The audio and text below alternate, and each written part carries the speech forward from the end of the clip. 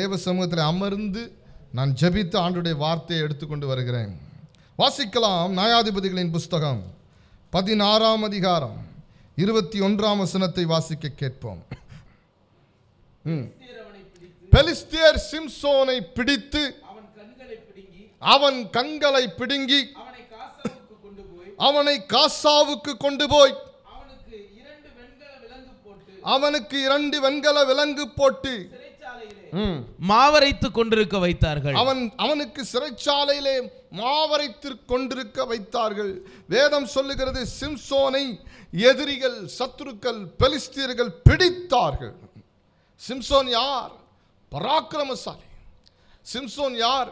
தாயின் கருவிலே அவன் உருவாகிறதற்கு முன்பதாகவே அவன் தகப்பனுக்கும் தாய்க்கும் அவன் பிறப்பதை முன்னறிவித்து அவன் எப்படி வளர்க்கப்பட வேண்டும், ஒரு நசரேயனாக வேறு பிரிக்கப்பட்ட தேவனால் பயன்படுத்தப்படுகிற ஒரு வாழ்க்கைக்கு அவனை எப்படி வளர்த்து பக்குவப்படுத்த வேண்டும் என்பதையெல்லாம் தகப்பனுக்கும் தாய்க்கும் கர்த்தர் சொல்லிக் கொடுத்து, தாயின் கருவிலேயே கர்த்தர் அவனை உருவாக்கி அவன் மேலே விசேஷித்த அபிஷேகத்தை வைத்து பால சிங்கத்தையும் கிழித்து போடுவதற்கும் ஏராளமான பெலிஸ்தியர்கள் கண்டு பயப்படத்தக்க பராக்கிரமசாலியாக இஸ்ரவேலர்களை காக்கவும் ஒரு நியாயாதிபதியாக, ஒரு பராக்கிரமசாலியாக, ஒரு இரட்சகனாக தேவனால் தெரிந்து கொள்ளப்பட்ட பாத்திரம். ஆமென், அல்லேலூயா. சிம்சோன் எப்படி தேவனால் தெரிந்து கொள்ளப்பட்டானோ அதே போல நீங்களும் நானும் தாயின் கருவிலே உருவாகிறதற்கு முன்பதாகவே பெயர் சொல்லி அழைக்கப்பட்டு அவருடைய இரட்சிப்பின் அனுபவத்திற்குள்ளே கடந்து வந்திருக்கிறோம். நானும் நீங்களும் தெரிந்து கொள்ளப்பட்ட பாத்திரம். ஏன் இன்னும் ஒரு படி மேலே இயேசு கிறிஸ்துவின் இரத்தத்தினால் நான் கழுவப்பட்டதுனால நான் சிம்சோனை காட்டிலும் ஆவிக்குரிய அந்தஸ்திலே உயர்ந்திருக்கிறேன். நீங்களும் அப்படிதான். நம்மை கர்த்தர் இந்த உலகத்திலிருந்து வேறு பிரித்து, ஆமென், நம்மை ஆண்டவருக்காக வாழக்கூடிய நசரேயர்களாக தேவன் நம்மை அழைக்கிறார். நசரேயன் என்றால் என்ன என்று சொல்லி அர்த்தம் என்றால் முற்றும் முடிய கர்த்தருக்காகவே தன்னை அர்ப்பணித்துக் கொண்டவன் என்று அர்த்தம். ஆமென். ஆண்டவருக்கு எதெல்லாம் பிடிக்காதோ அதை எல்லாவற்றையும் ஒதுக்கி தள்ளி கர்த்தருக்கு எதெல்லாம் பிடிக்குமோ அதை மாத்திரம் செய்வதற்கு தன்னை விற்று போட்டவன் என்று அர்த்தம். Sold out. நசரேயன் என்றால் சோல்ட் அவுட், விற்று போட்டவன் என்று அர்த்தம். யாருக்காக? கர்த்தருக்காக விற்று போட்டவன் என்று அர்த்தம். வேதம் சொல்லுகிறது, பெலிஸ்தியர் சத்துரு சிம்சோனை, தேவனால் பிடிக்கப்பட்ட பராக்கிரமசாலியாகிய சிம்சோனை பிடித்து அவன் கண்களை பிடுங்கினார்கள். அவன் கால்களை தரித்து போடல. அவன் 1000 பேரை கழுதை தாடை எலும்பினாலே கொன்று போட்டு அவன் கைகளை தரித்து போடல. அந்த பெரிய பெலிஸ்தர்களுடைய உத்தரத்தை தூக்கி கொண்டு பயங்கரமான புஜபலத்தோடு அவர்களோடு எதிர்த்து யுத்தம் பண்ணின பராக்கிரமசாலியினுடைய கால்களை தரித்து போடல. நல்ல கவனிக்க வேண்டும் நான் பேசுகிற செய்தியை. அவனுடைய கண்களை பிடுங்கினார்கள். சத்துரு ஒரு மனிதனை பிடிக்கும் போது, சத்துரு ஒரு மனிதனை பலவீனப்படுத்தும் போது அவன் முதல்ல பிடிக்கிறது ஒரு மனிதனுடைய கண்கள். ஆமென். எல்லாருக்கும் சரீர பிரகாரமாக 2 கண்கள், இந்த எல்லாருக்கும் 2 கண்கள் உண்டு. பார்வையை பெற்றுக்கொள்வதற்கு 2 கண்கள் கர்த்தர் கொடுத்திருக்கிறார். ஆனால் நாம் அறியாதபடி வேதம் ஒரு கண்ணை குறித்து பேசுகிறது. அந்த கண்ணிற்கு பேர் மனக்கண். அதை நான் தேர்ட் ஐ என்று சொல்ல மாட்டேன், த ஃபர்ஸ்ட் ஐ. அதுதான் முதல் கண் என்று சொல்லுவேன். அல்லேலூயா, ஆமென். மனக்கண். ஆமென். எல்லாருக்கும் 2 கண்கள். ஆனால் ஆண்டவரை ஏற்றுக்கொண்ட தேவனோடு நடக்க தெரிந்த பிள்ளைகளுக்கு 3வது ஒரு கண் இருக்கிறது. அந்த கண் தேர்ட் ஐ கிடையாது, த ஃபர்ஸ்ட் ஐ. அது முதல் கண். அல்லேலூயா. சத்துரு ஒரு பராக்கிரமசாலியாக இருக்கலாம், ஒரு ஆண்டவருடைய பிள்ளையாக இருக்கலாம். சத்துரு ஒரு மனிதனை பிடிக்கும் போது ஆவிக்குரிய மனிதனிடத்தில் இருக்கிற அந்த ஃபர்ஸ்ட் ஐ, மனக்கண்ணை குருடாக்குவதற்கு போராடுகிறான், திட்டமிடுகிறான், சிலருக்குள்ளே செய்து முடிக்கிறான். ஆமென். நான் கேட்கிற செய்தி உங்கள் மனக்கண்களை திறப்பதாக என்று சொல்லி ஜெபிக்கிறேன். வாசிப்போம். 2 கொரிந்தியருடைய புஸ்தகம் 4வது அதிகாரம் 4ஆம் வசனத்தை வாசிக்க கேட்போம். 2 கொரிந்தியர் 4:4 வாசிக்க கேட்போம். தேவனுடைய சாயலாய் இருக்கிற கிறிஸ்துவின் மகிமையான சுவிசேஷத்தின் ஒளி, சுவிசேஷத்தின் ஒளி. அதை குறித்து அப்போஸ்தலனாகிய பவுல் எப்படி அதற்கு அடைமொழி கொடுக்கிறார்? தேவனுடைய சாயலாய் இருக்கிற மகிமையான கிறிஸ்துவின் சுவிசேஷத்தின் ஒளி. அவிசுவாசிகளாகிய அவர்களுக்கு பிரகாசமாய் இராதபடிக்கு இப்பிரபஞ்சத்தின் தேவனானவன் அவர்களுடைய மனதை குருடாக்கினான். ஆமென். அவர்களுடைய மனதை குருடாக்கினான். அப்போஸ்தலனாகிய பவுல் இந்த வசனத்தை சொல்லும் பொழுது விசுவாசிகளை குறித்து சொல்லல, புறஜாதிகளை குறித்து சொல்லுகிறான். ஆமென். புறஜாதிகள் சுவிசேஷத்தின் மகிமையான அந்த வெளிச்சத்தை காணாதபடி, அந்த வெளிச்சத்தினுடைய பிரகாசத்தை உணர்ந்து கொள்ளாதபடி இந்த பிசாசானவன் என்ன செய்யறானா, புறஜாதிகளுடைய கண்களை என்ன பண்றான்?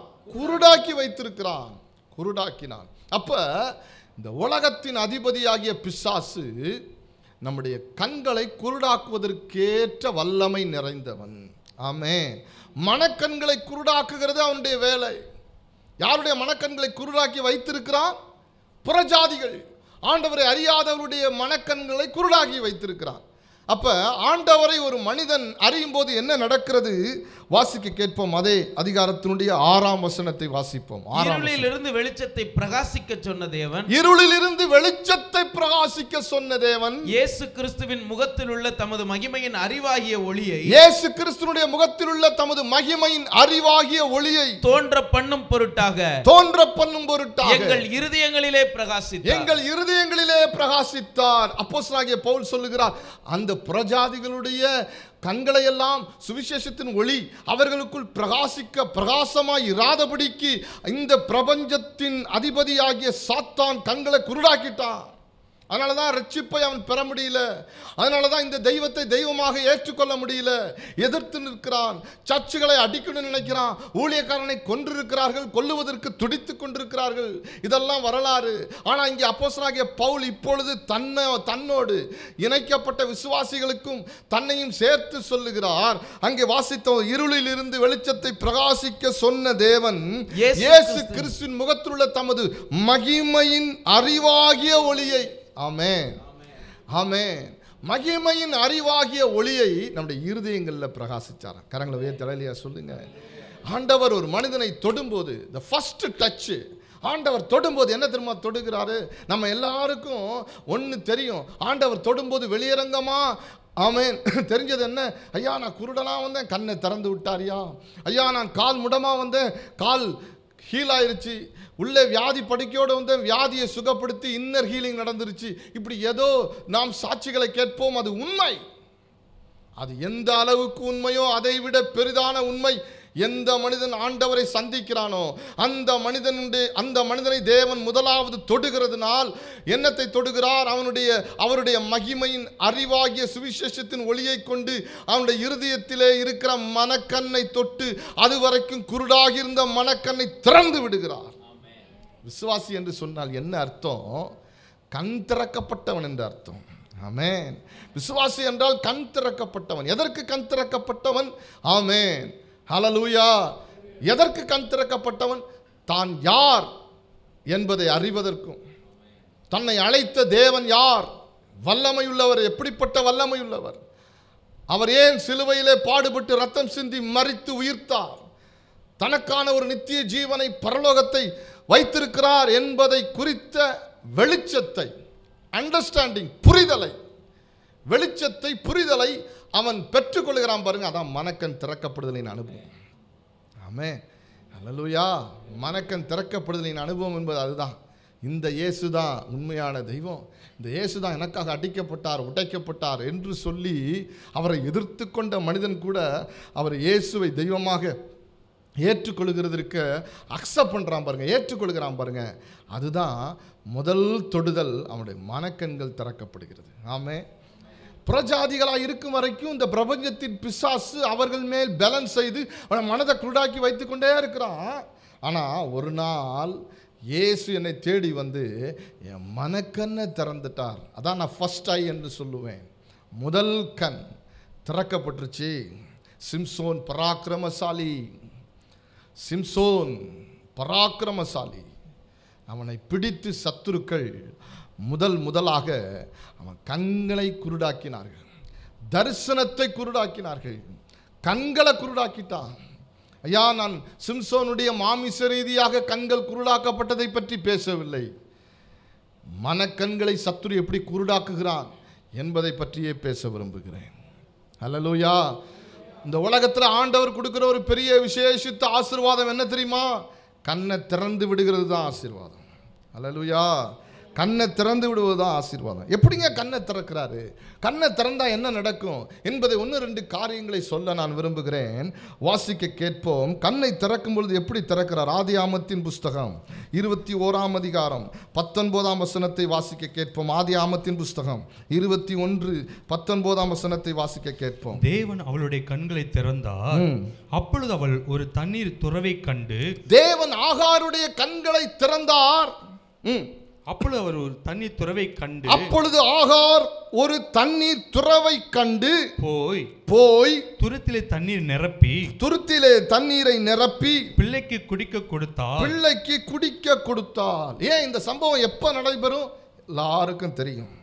ஆபிரகாம் என்ன செய்கிறான்? சாராள் சொல்றான், இனி இந்த அடிமை பெண்ணின் மகனாகிய இஸ்மவேல் வாக்குத்தத்தத்தின் பிள்ளையாகிய நமது பிள்ளையாகிய ஈசாக்கோடு சுதந்திரவாளியாய் இருப்பதில்லை. ஆகவே கண்காணாத இடத்திற்கு அனுப்பிவிடும். இதை குறித்து சொன்ன பொழுது ஆபிரகாமினுடைய இருதயம் வேதனைப்பட்டதாக வேதம் சொல்லுகிறது. ஏனென்றால் அவன் சரீரத்திலிருந்து வந்த, அவன் வித்தினால பிறந்தவன் தான் இஸ்மவேல். அப்படி அவன் இருதயம் வேதனைப்பட்டதனால் வேறு வழி இல்லை. கர்த்தரும் சொல்றாரு, சாரால் உனக்கு சாரா என்ன சொல்லுகிறாளோ அதை செய். உடனே கர்த்தருடைய சித்தம் இது என்பதை விளங்கி கொண்ட பிற்பாடு, நல்ல கவனிங்க, இந்த சிச்சுவேஷனை நீங்கள் காட்சிப்படுத்தி பாருங்க. நேராய் ஆபிராம் அந்த ஆகாரிடத்தில் போகிறான். அவள் கையிலே இஸ்மவேலை பிடித்து கையிலே கொடுக்கிறான். தன்னுடைய மனைவிதான், தன்னுடைய மகன்தான். அவன் என்ன செய்கிறான் தெரியுமா? கொஞ்சோண்டு அப்பத்தை கொடுத்துட்டு ஒரு துருத்தியில் தண்ணீரை பிடித்து கையில் கொடுக்குறான். இன்றைக்கி அதை சொல்லணும்னா ஒரு பாட்டிலில் ஒரு துருத்தியில் தண்ணீரை பிடித்து கையில் கொடுத்துட்டு, இதான் ஜீவனாம்சம். ஏற்கனவே தான் நான் விவரமாக பேசியிருக்கிறேன். இதான் ஜீவனாம்சம். ஆபிராம் ஆகாருக்கு கொடுத்த ஜீவனாம்சம் அவ்வளவுதான். கொஞ்சோண்டு அப்பம், ஒரு துருத்தி நிறைய தண்ணீர். 2 பேரையும் தகப்பன், சொந்த புருஷன், சொந்த அப்பா அனுப்பி விடுறான். போகிறாங்க. வேதம் சொல்லுகிறது 14ஆம் வசனத்தின் கடைசியாய் சொல்லப்பட்டிருக்கிறது, பெயர்சபாவின் வனாந்தரத்திலே தாயும் பிள்ளையும் ஆகாரும் இஸ்மவேலும் அலைந்து திரிகிறார்கள். 15ஆம் வசனம் சொல்லுகிறது, துருத்தில் இருந்த தண்ணீர் செலவழிந்த பின்பு அவள் பிள்ளையை ஒரு செடியின் கீழே விட்டு சொல்லுகிறார், ஐயோ கொஞ்சம் இருந்த தண்ணீரும் செலவழிந்தாயிற்று, வனாந்தரத்திலே திக்கு தெரியாமல் சுற்றி திரிந்து கொண்டிருக்கிறோம், பிள்ளை சாகிறதை என் கண்களில் நான் பார்க்க மாட்டேன் என்று சத்தமிட்டு அழுகிறார். ஆமேன். அப்படி அழுத பொழுது கர்த்தர் பிள்ளையின் சத்தத்தை கேட்டார். வேதம் சொல்லுது. கரங்களை உயர்த்தி அல்லேலூயா சொல்லுங்க. ஆமேன், ஆமேன். தகப்பனற்ற பிள்ளையின் சத்தத்தை கர்த்தர் கேட்டார். வனாந்தரத்தில் தடுமாறி கொண்டிருக்கிற கைவிடப்பட்ட ஒருத்தினுடைய சத்தத்தை கர்த்தர் கேட்டார். என் தேவன் ஆபிரகாமின் தேவன் தான், என் தேவன் சாராளின் தேவன் தான், என் தேவன் வாக்குத்தத்தத்தின் பிள்ளையாகிய ஈசாக்கின் தேவன் தான். அது எவ்வளவு உண்மையோ அதே அளவு உண்மை என் தேவன் ஆகாரின் தேவன், என் தேவன் இஸ்மவேலின் தேவன். எவனெல்லாம் இந்த உலகத்திலே தனித்து விடப்பட்டு, தள்ளிவிடப்பட்டு, ரிஜெக்டடாக ஒதுக்கப்பட்டு, அவ்வளவுதான் முடிந்து விட்டது, என் நம்பிக்கைக்கு இனி வாழ்க்கையில் வழி இல்லை என்று சொல்லி கலங்கி தவிக்கிற எந்த இடத்திற்கும் வந்து அருகில் நின்று, இதோ நான் இருக்கிறேன் என்று கையை பற்றி நடத்துகிற ஒரு தேவன். தகப்பனற்றவனுக்கு தகப்பனாக, கணவனற்றவனுக்கு மணவாளனாக இருக்கிற ஒரு தேவன். ஆமென், ஹல்லேலூயா. என்ன நடக்கிறது? இங்கு வாசனம் சொல்லுகிறது, கர்த்தர் சொல்லுகிறாரு, பிள்ளை இருக்கும் இடத்துல தேவன் அவள் சத்தத்தை கேட்டுட்டு சொல்றார், நீ எழுந்து பிள்ளை எடுத்து அவனை உன் கையிலே பிடித்து கொண்டு போ, அவனை பெரிய ஜாதியாக்குவேன் அப்படின்னு சொல்லிட்டு என்ன சொல்றாரு, அதுதான் உங்களுக்கு நான் சொல்லி விளக்க விரும்புகிறேன். தேவன் அவளுடைய கண்களை திறந்தார். தேவன் ஆகாருடைய கண்களை, சொல்லுங்க, தேவன் ஆகாருடைய கண்களை திறந்தார். திறந்ததினால் என்ன நடந்துச்சு? அப்பொழுது அவள் ஒரு தண்ணீர் துறவை கண்டார். என் ஆண்டவர் கண்ணை திறக்காம உங்க பக்கத்தில் இருக்கக்கூடிய துறவு தெரியாது. ஐயா, உன் பக்கத்தில் நீ பார்க்கத்தக்க இடத்துல, நீ அணைத்து கொள்ளத்தக்க இடத்துல, நீ பிடித்து கொண்டு சுதந்திரித்துக் கொள்வதற்கு பக்கமாய் ஒரு துறவு இருக்கிறது, ஒரு ஆசீர்வாதம் இருக்கிறது. அதற்கு கூட என் தேவன் கண்ணை திறக்கணும். ஆமென். என் ஆண்டவர் கண்ணை திறந்தவன் பாக்கியவான், பாக்கியவதி. கண் திறக்கப்பட்டவன் என்று சொன்னேனே, எதற்கு காரணம் என்ன? என் ஆண்டவர் உன் கண்ணை திறக்கிறது. அந்த spirit of wisdom, the spirit of knowledge and the spirit of understanding, ஞானம், அறிவு, புரிந்து கொள்ளுதல், அதான் அறிவு. அதை திறந்து விடுறாரு. வேதம் சொல்லுகிறது, அந்த வனாந்தரத்திலே அவள் அழுது கொண்டிருந்த அந்த அழுகைக்கு பக்கத்தில் ஒரு துறவை அவள் கண்டால், அவள் போய் துருத்தியில், இப்போ அந்த தண்ணீர் அந்த துருத்தியில் இல்லை. யார் கொடுத்த தண்ணீர் இல்லை, ஆபிராம் கொடுத்த தண்ணீர். ஜீவனாம்சம் தீர்ந்துருச்சு. த ப்ரொவிஷன்ஸ். யாரெல்லாம் இந்த உலகம், உங்கள் தகப்பன், உங்களுக்கு பிரியமானவர் உங்களுக்கு எதெல்லாம் கொடுக்குறாங்களோ, அது எத்தனை கோடியாக இருக்கலாம், அது உங்களுக்கு பிரயோஜனப்படாது. ஆமென். அல்லேலூயா. ஆமென். உண்மையாக சொல்கிறேன், உண்மையாக சொல்கிறேன், இதை உண்மையாக சொல்கிறேன்.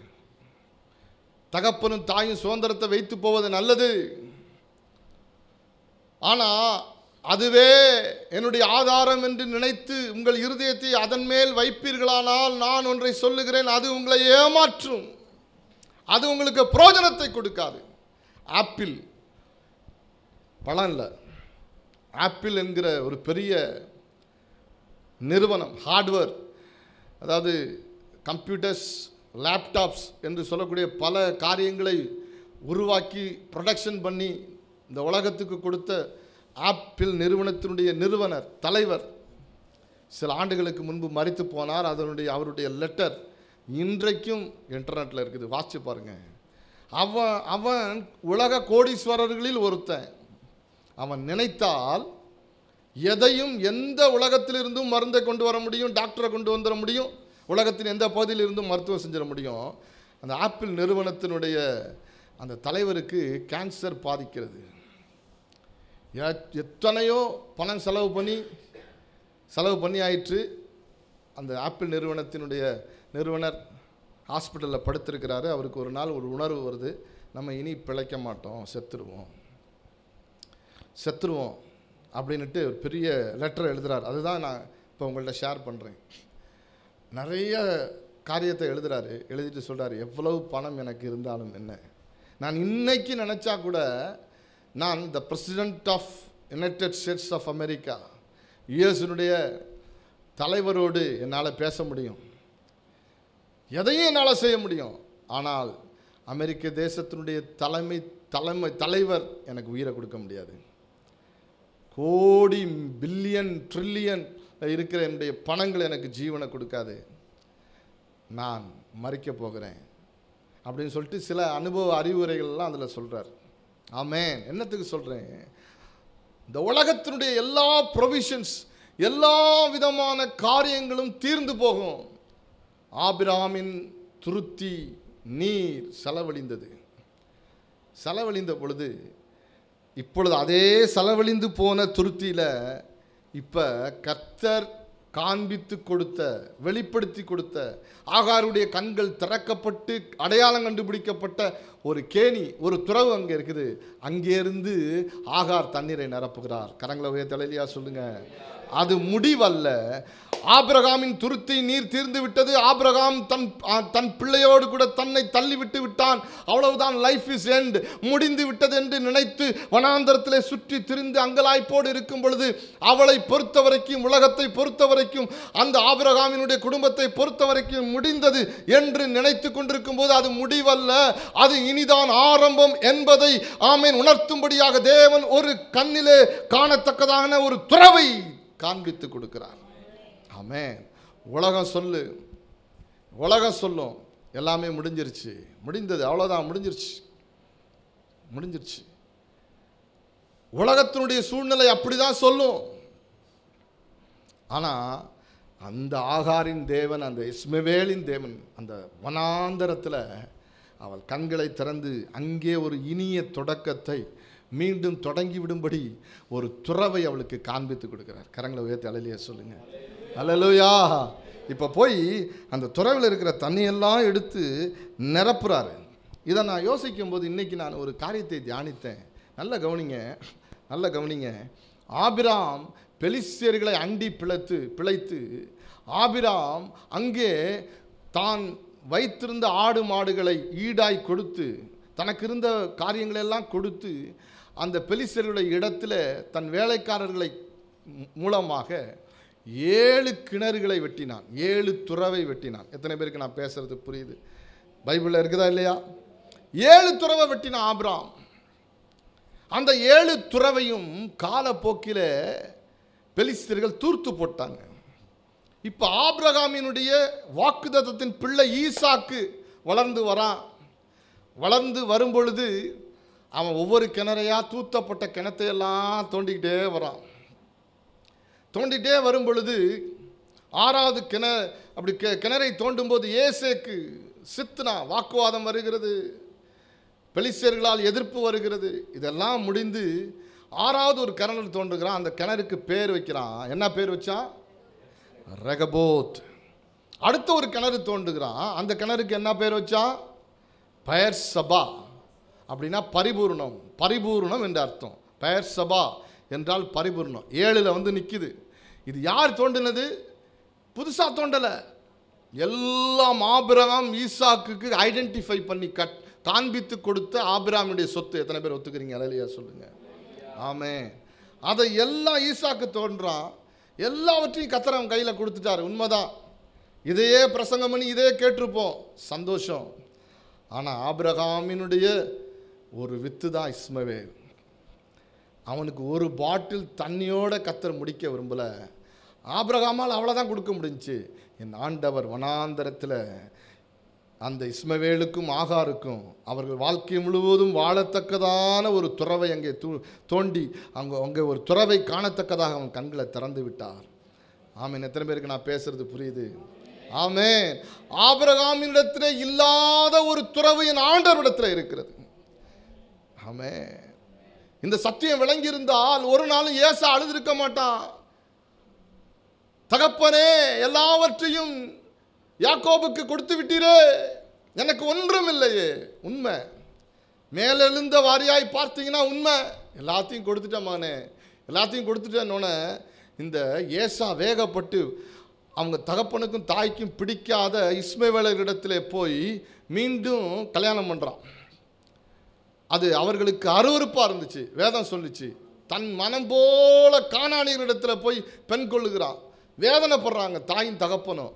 ஆனால் இந்த இடத்துல ஏசா ஒரு நல்ல ஆண்டருடைய பிள்ளையாக இருந்தால் அவன் என்ன நினச்சிருப்பான்? இவனுக்கு முன்னாடி அவங்க தாத்தா காலத்திலே ஒரு பாடம் இருக்குது. உண்மைதான். ஆபிரகாம் தன்னுடைய சொத்து சுதந்திரங்களில் 7 கிணறையும் எல்லாவற்றையும் ஈசாக்கு கொடுத்துட்டான். அவனுக்கு ஒரு துறவு கூட கொடுக்க முடியல இஸ்மவேலுக்கு.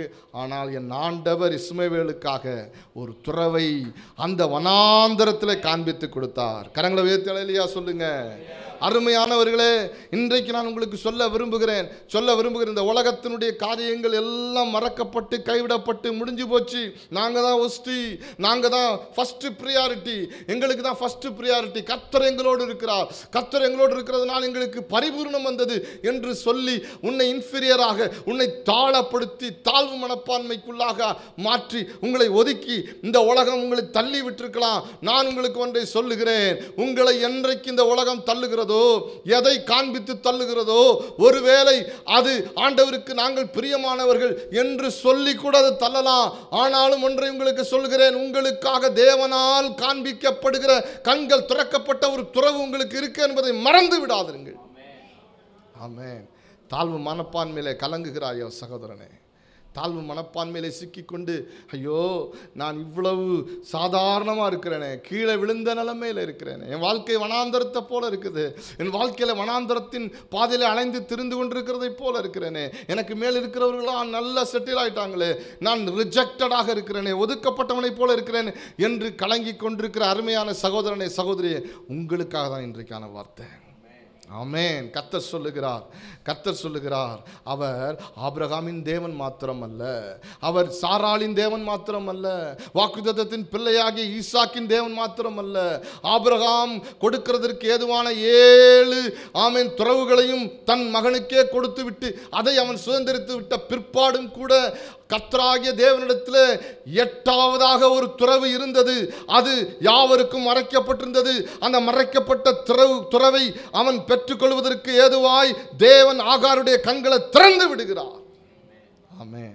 எத்தனை பேருக்கு நான் பேசுறது புரியுது? ஒரு அல்லேலூயா சொல்லுங்க. ஆண்டவர்கிட்ட சொல்லணும், ஆண்டவரே என் கண்ணை திறங்க, ஆண்டவரே நான் ஆசீர்வதிக்கப்படுவதற்கு கண்ணை திறங்க. இந்த வனாந்தரத்தில் நான் பிழைத்து எழும்பி, ஆமென், இந்த வனாந்தரத்தில் நான் செத்து போகாதபடி நான் பிழைத்து எழும்புவதற்கு ஏதுவான சுதந்திரங்கள் எனக்கு உண்டாகத்தக்கதாக, த லிவிங் வாட்டர்ஸ், ஜீவ தண்ணீர் எனக்குள் இறங்கத்தக்கதாக நீர் காண்பித்து கொடுக்கிற துறவு எனக்கு ஒன்று வேண்டும் ஆண்டவரே. ஒரு வழி எனக்கு காண்பிக்கப்பட வேண்டும் ஆண்டவரே. எனக்கான ஒரு வழியை எனக்கு தேவன் உருவாக்கி தர வேண்டும் என்று யார் ஆண்டவரிடத்தில் போராடுகிறார்களோ, கேட்கிறார்களோ, அவர்கள் என் தேவன் திறக்கிற ஒரு வழி அது 8வதாக இருக்கும். ஆமென். ஹல்லேலூயா. எத்தனை பேருக்கு நான் பேசுறது புரியுது? உலகத்தில் எந்த மனுஷனும் நம்மை தள்ளலாம், எந்த மனுஷனும் உங்களை ஒதுக்கலாம், உங்களை எந்த மனுஷனும் அங்கீகரிக்க தவறலாம். இந்த உலகத்தில் இருக்கிற மனிதர்களுடைய நிலைமையை நினைச்சு ஒரு நாளும் ஐயோ அவ்வளோதான் முடிஞ்சு போச்சு நினைக்காதீங்க. ஆண்டவர் ஒரு நாளும் தான் யாரை தெரிந்து கொண்டாரோ, யார் மேல் ஆமென் தன்னுடைய நோக்கத்தை வைத்தாரோ, யாரோடு உடன்படிக்கை பண்ணினாரோ, யாவருக்கும் தேவனாயிருக்கிற கர்த்தர் உங்களுக்கென்று ஒரு புது வழியை திறந்து விடுகிற தேவன். எத்தனை பேர் ஆமென் சொல்ல முடியும்? ஆமென். ஹல்லேலூயா. ஆமென். ஒரு வழி அடையும் போது ஒரு புது வழி திறந்த தேவா, பல வழி அடையும் போது ஒரு புது வழி திறந்த தேவா, திறந்த வாசலை என் வாழ்க்கையில், திறந்த வாசலை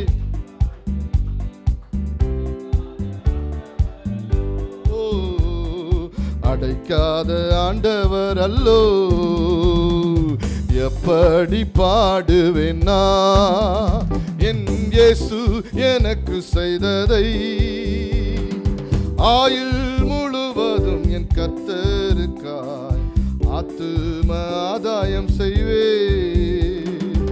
ஆயுள் முழுவதும் என் கர்த்தருக்காய் ஆத்தும ஆதாயம் செய்வே. கண்ணை திறந்து விடுகிறவர் தேவன். சத்ரு கண்ணை மூடுறான். இந்த ஃபர்ஸ்ட் ஐ மனக்கண்ணை மூடுறது தான் அவனுடைய வேலை. அவன் வேலையாதான். என் ஆண்டவர் கண்ணை திறந்து விட்டுக்கிட்டே இருப்பார். ஹல்லேலூயா. ஒருத்தர் என்னை அடைச்சி வச்சிட முடியாது, ஒருத்தர் என்னை சிறுமைப்படுத்திட முடியாது, ஒருத்தர் என்னை பலவீனப்படுத்திட முடியாது, ஒருத்தரும் என்னை ஒன்று செய்து விட முடியாது. என்னோடு இருக்கிற கர்த்தர் எனக்கான வழியை திறந்து கொண்டே இருப்பார். நான் முன்னேறி போய்கொண்டே இருப்பேன். ஆமென்.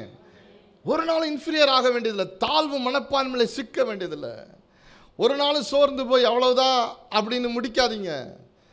உங்களுக்காக திறக்கிற ஒரு புது வழியை ஆண்டவர் உண்டாக்கி கொடுக்கிற தேவன். ஹல்லேலூயா. நான் வெளிப்பாட்டை பிரசங்கிக்கிறவன். பைபிள் ஸ்டடி என்னுடைய பிரசங்கம் அல்ல. ஆமென். வெளிப்பாட்டை பேசுகிறேன். நல்ல கவனிங்க. கர்த்தர் உங்களுக்கு கொடுக்குற வெளிப்பாட்டை கேட்ச் பண்ணிக்கோங்க. இந்த மாதம் வரீங்க அப்படின்னா நோக்கம் என்ன தெரியுமா? கர்த்தர் என்ன வெளிப்பாட்டை கொடுக்குறாரோ அதை பிடிச்சி ஜெபிக்கணும். வீட்டில் போய் ஆண்டவரே இந்த சகோதரன் இந்த ஊழியக்காரர் மூலமாக இதை சொன்னீங்களே என்னுடைய நிலைமை இப்படி இருக்குதே அப்படி இந்த வச்சு ஜெபிச்சிங்கன்னா கர்த்தர் உங்களுக்காக ஒரு புது வழியை திறப்பார். ஆமென். இன்னொரு வசனத்தை வாசிக்க கேட்போம். 2 ராஜாக்களுடைய புஸ்தகம். உங்களுக்கு தெரிஞ்ச பகுதிகள் தான், ஆனால் வித்தியாசமான கோணத்திலே நான் அதை காண்பித்து கொடுக்கிறேன். 2 ராஜாக்களுடைய புஸ்தகம் 6ஆம் அதிகாரம் 12ஆம் வசனத்தை வாசிக்க கேட்போம். 2 ராஜாக்களுடைய புஸ்தகம் 6ஆம் அதிகாரம் 17ஆம் வசனம், 17ஆம் வசனத்தை வாசிக்க கேட்போம். அப்பொழுது தீர்க்கதரிசியாகிய எலிசா விண்ணப்பம் பண்ணி கர்த்தாவே இவன் பார்க்கும்படி, இந்த கேயாசி என் வேலைக்காரன் பார்க்கும், இவன் கண்களை திறந்தருளும் என்றான். அற்புதமான ஒரு ஜெபம், அற்புதமான ஒரு ஜெபம். இவன் பார்க்கும்படி இவன் கண்களை திறந்தருளும் என்றான். அப்பொழுது கர்த்தர் உடனே கர்த்தர் அந்த வேலைக்காரன் கண்களை திறந்தார். இதோ எலிசாவை சுற்றிலும் அக்கினிமயமான குதிரைகளாலும் ரதங்களாலும் அந்த மலை நிறைந்திருக்கிறதை அவன் கண்டான். ஆமென், ஆமென், ஆமென். அக்கினிமயமான குதிரைகளாலும் ரதங்களாலும் அந்த மலை எலிசாவை சுற்றிலும் நிறைந்திருக்கிறதை கண்டான். என்ன நடக்கிறது? என்ன இதனுடைய பின்னணி என்ன உங்களுக்கு தெரிந்திருக்கலாம். அதனுடைய பின்னணி என்ன? சீரிய தேசத்தினுடைய ராஜா குழம்புறான். என்ன குழம்புறான்னா, நம்ம என்னென்னலாம் இஸ்ரவேலுக்கு விரோதமாக யுத்தம் செய்வதற்கு திட்டமிட்டு நம்ம அரண்மனைக்குள்ள நம்ம பேசிக்கொண்டிருக்கிற எல்லாவற்றையும் எப்படி இஸ்ரவேலுக்கு தெரியுது? நமக்குள்ள யாரேனும் ஒருத்தன் வேவுக்காரன் இருக்கிறானோ, துரோகி இருக்கிறானோ, அவன் போய் எல்லாத்தையும் சொல்லிடுறானா அப்படின்னு சொல்லிட்டு அந்த சீரிய ராஜாவுக்கு ஒரே குழப்பம். அதனால் என்ன பண்ணுறான்? என்னன்றப்ப அவங்க சொல்கிறாங்க 12ஆம் வசனத்தில், இல்லை நமக்குள்ளே எந்த துரோகியும் இல்லை, வேவுக்காரன் இல்லை, ஆனால் இஸ்ரவேலிலே ஒருத்தன் இருக்கிறான் எலிசா என்று. அவன் யாரு? 12 வாசிப்போம். அப்பொழுது அவன் ஊழியக்காரனில் ஒருவன், அப்படி இல்லை என் ஆண்டவனாகிய ராஜாவே, நீர் உம்முடைய பள்ளி அறையிலே பேசுகிற வார்த்தைகளையோ, உம்முடைய பெட்ரூம்ல பேசுற வார்த்தையை கூட இஸ்ரவேலின் தீர்க்கதரிசியாகிய எலிசா இஸ்ரவேல் ராஜாவுக்கு அறிவிப்பான். ஆமென். எங்கேயோ நடக்கிற மறைமுகமான திட்டத்தை கர்த்தர் எங்கேயோ இருக்கிற ஒருத்தனுக்கு பேசுறார். ஆமென். அதான் உண்மைங்க. அதான் ஆவிக்குரிய அனுபவம். அதான் கண் திறக்கப்பட்ட வாழ்க்கை. ஹல்லேலூயா. ஆமென். என்கிட்ட வாங்க, எங்கள் வீட்டுக்கு வாங்க. நான் பெருமைக்காக சொல்லலை, அவருடைய தயவை நினைத்து ஸ்தோத்திரிக்கிறேன். 3-4 நோட்டு இருக்குது. இப்போ இல்லை, 12-13 வருஷமாக எழுதின வெளிப்பாடுள்ள நோட்டு எல்லாம் இருக்குது. அந்த நோட்டில் என்னென்னலாம் கர்த்தர் பேசினாரோ அதெல்லாம் இப்போ நடந்துட்டு. அதை ஒரு டிவி நிகழ்ச்சியிலையோ அல்லது ஒரு பொதுக்கூட்டத்திலேயோ எடுத்து வாசித்து அதனால் வரக்கூடிய கீர்த்தியை பெற்றுக்கொள்ளலை. ஏனென்றால் வெளிப்படுத்தப்பட்ட வார்த்தைகள் எல்லாம் வெளியே சொன்னால் முதல்ல மாட்டுவேன் நான் தான். கர்த்தர் பதிவிடை வை, அதை மறைச்சு ஜெபம் பண்ணுங்கன்னு தான் சொல்லியிருக்கிறார். அதன்படி மாத்திரம் ஜெபம் பண்ணிகிட்டு இருக்கிறோம். நல்லா கவனிங்க. இந்த ஜெப கூட்டத்தில் மாத்திரம், அதுவும் க்ளோஸ்டு குரூப்பில் ஜெபம் பண்ணுறவங்களுக்கு நான் சொல்லியிருக்கிறேன், எதெல்லாம் கர்த்தர் சொன்னாரோ அதெல்லாம் நடந்து கொண்டே இருக்குது. இன்னும் எதெல்லாம் பெண்டிங்காக இருக்குதோ அதெல்லாம் நடக்கும். ஆமென். எங்கேயோ நடக்கிற காரியம், மறைந்திருக்கிற ஒரு காரியம், மறைவாய் போடுகிற திட்டங்கள், உள்துறை அமைச்சகத்தில் என்ன திட்டம் போடுறாங்களோ அதை கர்த்தர் பேசுகிறாரு. ஆமென். ஹல்லேலூயா.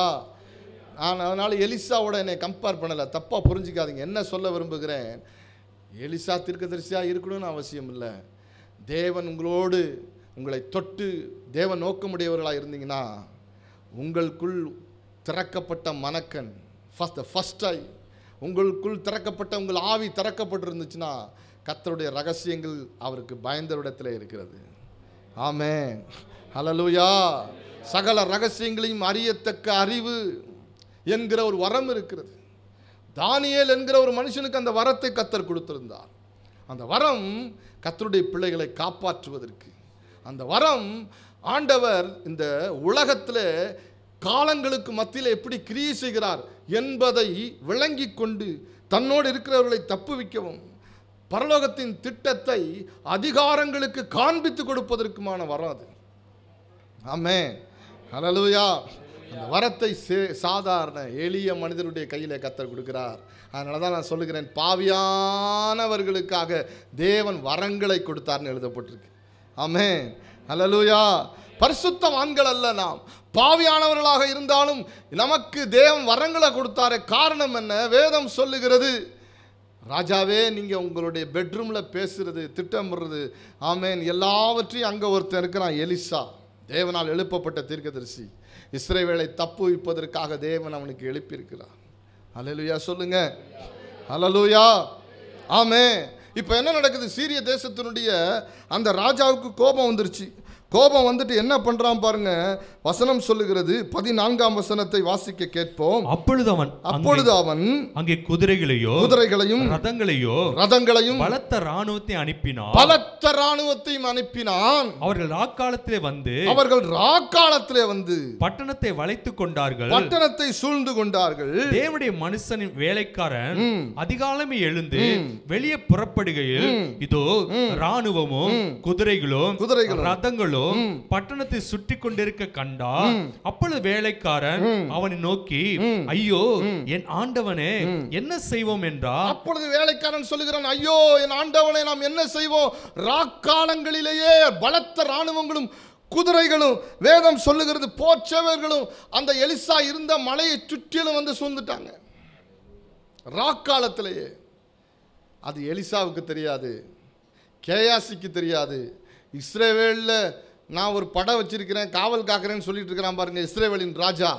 அவனுக்கும் தெரியாது, ஒருத்தனுக்கும் தெரியாது. எதிரி எப்படியோ உள்ள நுழைஞ்சு யாரா டார்கெட்டோ அங்கே சுற்றி வளைச்சிட்டான்.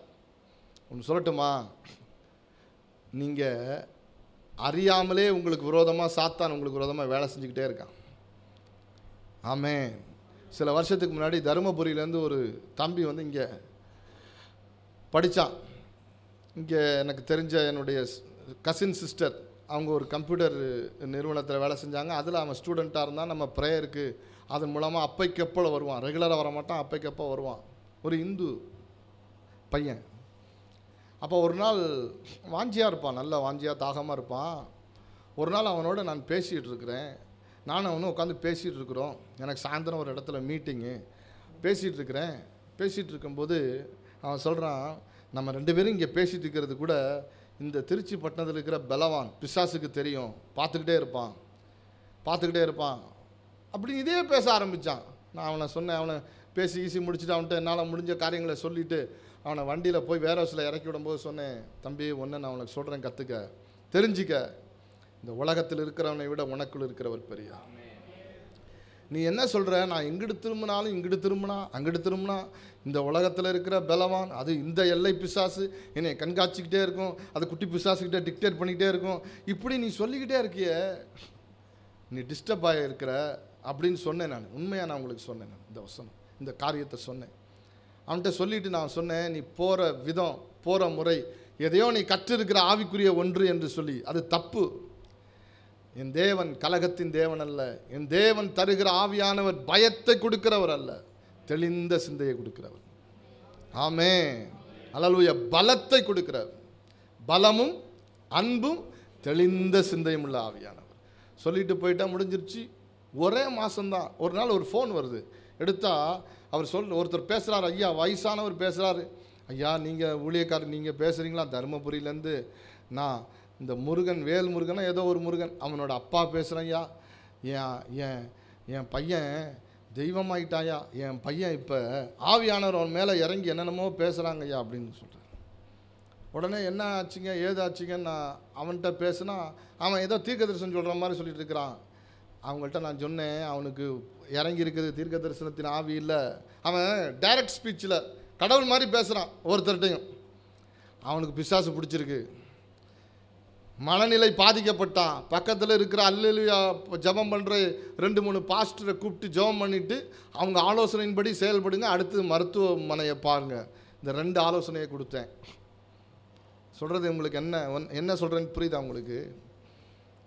நீங்கள் சத்துருவுக்கு கனத்தை கொடுத்து பேசிக்கிட்டே இருக்க இருக்க இருக்க இருக்க அது உனக்குள் இருக்கிற அதைரியத்தின் வெளிப்பாடு.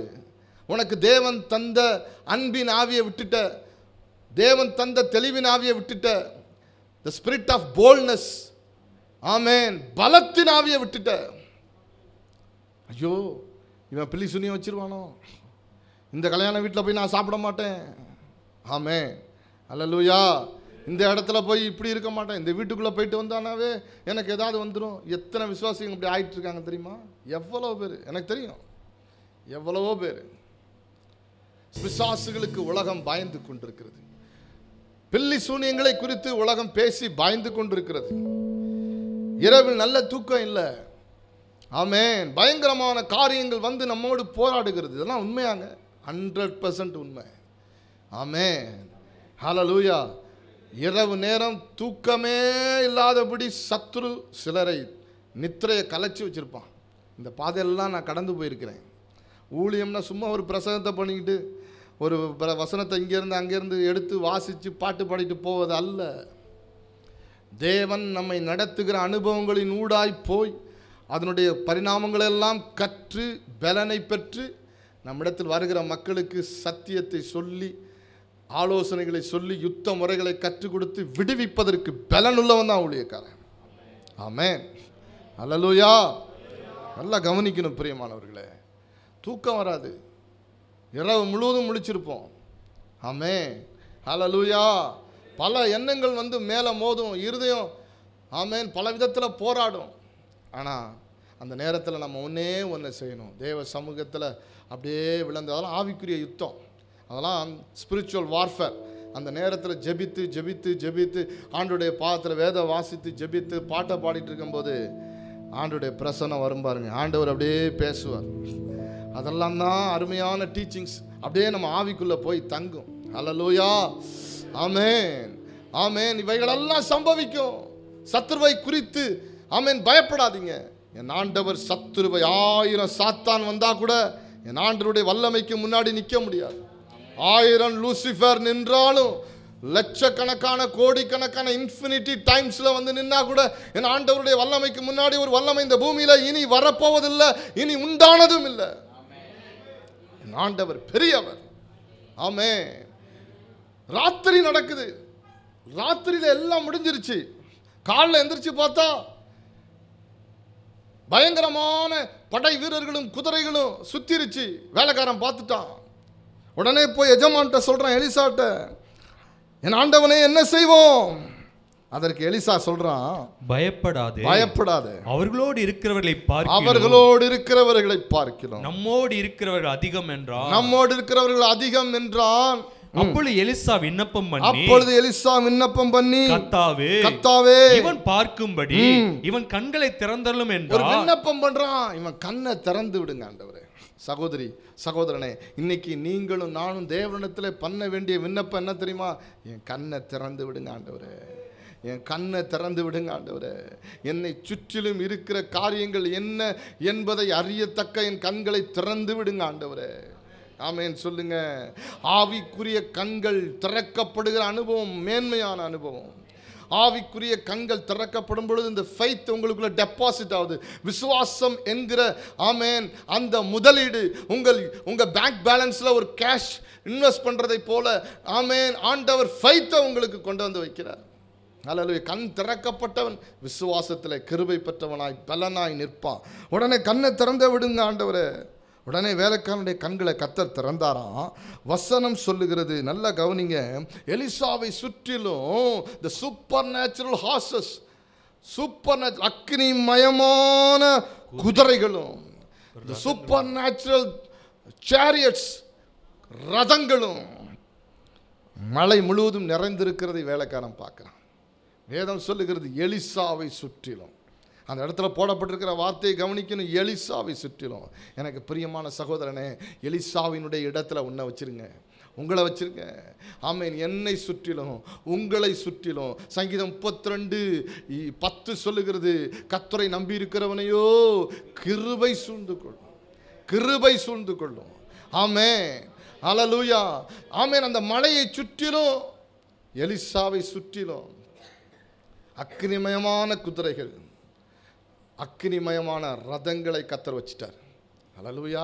உங்களுக்கு தெரியுமா, உங்களுடைய கவனத்திற்கே இல்லாமல், உங்களுடைய கவனத்திற்கு இல்லாமல், உங்கள் திட்டத்துக்குள்ளே இல்லாமல், உங்களுடைய நாலேஜுக்கே இல்லாமல் உங்களுக்கு விரோதமாக சத்துரு ஒரு பெரிய பின்னலை வைக்க முடியும்.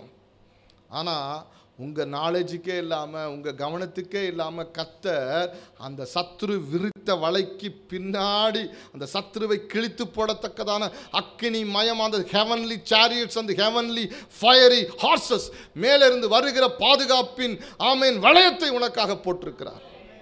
அதான் உண்மை, அதான் உண்மை. ஒரு சின்ன ஜெபம் பண்ணி, ஆண்டவரே பொறுப்படுத்திக் கொள்ளுங்க இந்த காரியத்தை அப்படின்னு சொல்லிட்டு நம்ம புறப்பட்டு போகும்போது கர்த்தருடைய அற்புதமான பாதுகாப்பின் வளையம் நம்மை சுற்றி கொள்ளுகிறது என்பதை மறந்துடாதீங்க.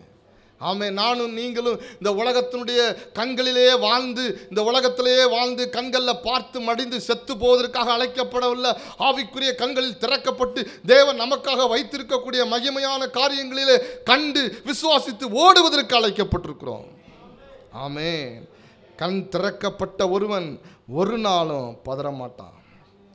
ஆமே, இந்த பூமியில் சஞ்சரித்தது போதும்.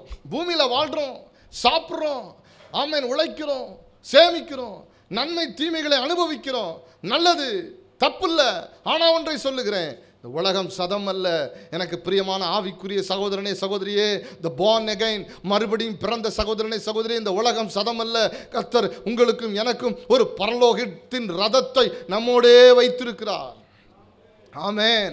அந்த ரதம் என்னைக்கு வந்து கிளம்பி நிற்குதோ அன்னைக்கு அந்த ரதத்தின் மேல் ஏறி பரலோகத்திற்கு போவோம், கர்த்தரிடத்தில் போவோம். அது வரைக்கும் அந்த ரதம் உங்களோடு என்னோடு நம்மை சுற்றி கொண்டே இருக்கும். ஆமென். கண்களால் பார்க்க முடியாத ரதமும் குதிரைகளும் நம்மை சுற்றி கொண்டிருக்கிறது. எத்தனை பேர் நம்புறீங்க? ஆமென். ஹல்லேலூயா, ஹல்லேலூயா. ஆமென். கண் திறக்கப்பட்டாதான் எனக்கு தேவன் என்ன பாதுகாப்பை வைத்திருக்கிறார், கண் திறக்கப்பட்டாதான் எனக்கு தேவன் வைத்திருக்கிற ஆசீர்வாதம் என்ன என்பதை குறித்துதான வெளிப்பாடு நமக்கு கிடைக்கும். ஆமென் சொல்லுங்க. ஹல்லேலூயா, ஆமென். மூன்றாவது ஒரு காரியத்தை வாசிக்க கேட்பேன். வேகமாக சொல்லி நான் முடிக்க போகிறேன். ஆமென். நான் ஒரு எபேசியர் நிருபத்திலேருந்து ஒரு சத்தியத்தை நான் உங்களுக்கு சொல்லணும். அதுக்காக இதெல்லாம் வேகமாக சொல்கிறேன். வாசிக்கலாம். என்னாகமத்தின் புஸ்தகம் 24ஆம் அதிகாரம் 4ஆம் வசனம். என்னாகமம் 24:4 வாசி. தேவன் அருள் வார்த்தைகளை கேட்டு, தேவன் அருளும் வார்த்தைகளை கேட்டு, சர்வ வல்லவரின் தரிசனத்தை கண்டு, சர்வ வல்லவருடைய தரிசனத்தை கண்டு, தாழ விழும்போது கண் திறக்கப்பட்ட விளம்புகிறதாவது, கண் திறக்கப்பட்டவன் விளம்புகிறதாவது சொல்றான் பாருங்க. யாரு? பிள்ளையார். the cult prophet. கர்த்தருடைய தீர்க்கதரிசி அல்ல, தேவனால் எழுப்பப்பட்ட ஒரு தீர்க்கதரிசி அல்ல, குறி சொல்லுகிற ஆவி உடைய ஒரு மனிதன். அவன் சொன்னா பழிச்சிரும். ஐயோ, அவள்கிட்ட போய் பேச்சு வாங்காத, கருணாக்கு சொல்கிறோம்ல, கருணாக்கு. அவள்கிட்ட போய் ஏதாவது வாங்கிட்ட அவ்வளோதான், சொன்னது அப்படியே நடந்துடும். இப்படி பயமுறுத்தி வச்சுருக்கிறோம் இல்லையா? ஆமென். நிறைய பேர் அப்படி ஹீரோவாக்கியாச்சு. கல்ட்டு, குறி சொல்லுகிறவன். இப்போ என்ன நடக்குது? குறி சொல்லுகிறவனை பாலாக்கு கூட்டிகிட்டு வரான். ஐயோ, இஸ்ரவேல் பெரும்படை வருகிறது, மக்கள் வராங்க, 24 லட்சம் பேர், மிருகங்களோட 30 லட்சம், அப்படியே கானானுக்கு போகுது பைபாஸில். இவன் பயந்துட்டான். சபிக்கணும், சபிக்கணும், கர்த்தருடைய ஜனத்தை சபிக்கணும். அதுக்கு நீ சொல்கிறதெல்லாம் நடந்துரும்பா அப்படின்ட்டு கூலி பொருத்தி இவனை கூட்டிகிட்டு வரான். பிழையாம வேதம் சொல்லுகிறது, பிழையாம் மலையில் மேலிருந்து அந்த கோத்திரங்கள் பாளையம் இறங்கி இருக்கிற இடத்த மேலே இருந்து பார்க்குறான். வீட்டில் போய் வாசி பாருங்கள், அதெல்லாம் வாசிப்பதற்கு நேரம் இல்லை. பார்த்தோன்னே கர்த்தர் இன்ஸ்டண்ட்டாக அவருடைய ஆவி அவன் மேலே ஊத்துறாரு, கண்ணு திறந்துருது. ஆமென், ஹல்லேலூயா. கண்ணு திறந்த உடனே பார்த்து அவன் சொல்கிற வார்த்தையெல்லாம் வீட்டில் போய் ரசித்து பாருங்கள். உங்களுக்காகவும் எனக்காகவும் தேவன் வைத்திருக்கிறவைகள் என்ன என்பதை குறித்து புறஜாதிகளுடைய வாயை கர்த்தர் திறந்து வைத்திருக்கிறார், திறக்கிறார். ஹல்லேலூயா. கிதியோனுடைய சேனை, கிதியோனுடைய பட்டயமே கர்த்தருடைய பட்டயம் என்பதை கர்த்தர் கிதியோனின் காதுகள் கேட்கிறதற்கு தக்கதாய் வேறு ஒரு புறஜாதியான 2 பேர் பேசிக்கொண்டிருக்கிற சத்தத்தை கோழையான பயந்து கொண்டிருந்த கிதியோனுடைய காதுகளிலே விழ செய்தார். கரங்களை உயர்த்தி ஹல்லேலூயா சொல்லுங்க. அருமை சகோதரா, அருமை சகோதரியே, கர்த்தர் உங்களை என்னையும் பலப்படுத்துவதற்கும் பயன்படுத்துவதற்கும், ஆமென், தேவனை அறியாத எத்தனையோ பேரை உங்களை சுற்றிலும் வைத்திருக்கிறார் என்பதை மறந்துடாதீங்க. ஆமென், ஹல்லேலூயா. பிழையாம் வந்து கண்ணை திறந்த கர்த்தர் அவனை கண்ணை திறக்கிறார். அப்போ சொல்கிறான், கண் திறக்கப்பட்டவன், ஆமென், விளம்புகிறதாவது. அப்படியே சொல்லிக்கிட்டே இருக்கிறான். கண் திறக்கப்பட்டவன் எதெல்லாம் சொல்கிறான் பாருங்க. ஆமென், என்ன சொல்கிறான் பாருங்க. யாக்கோபே உன் கூடாரங்களும், இஸ்ரவேலே உன் வாசஸ்தலங்களும் எவ்வளவு அழகா. வரிசையா சொல்லிட்டே இருக்கான், சொல்றதுக்கு நேரம் இல்லை.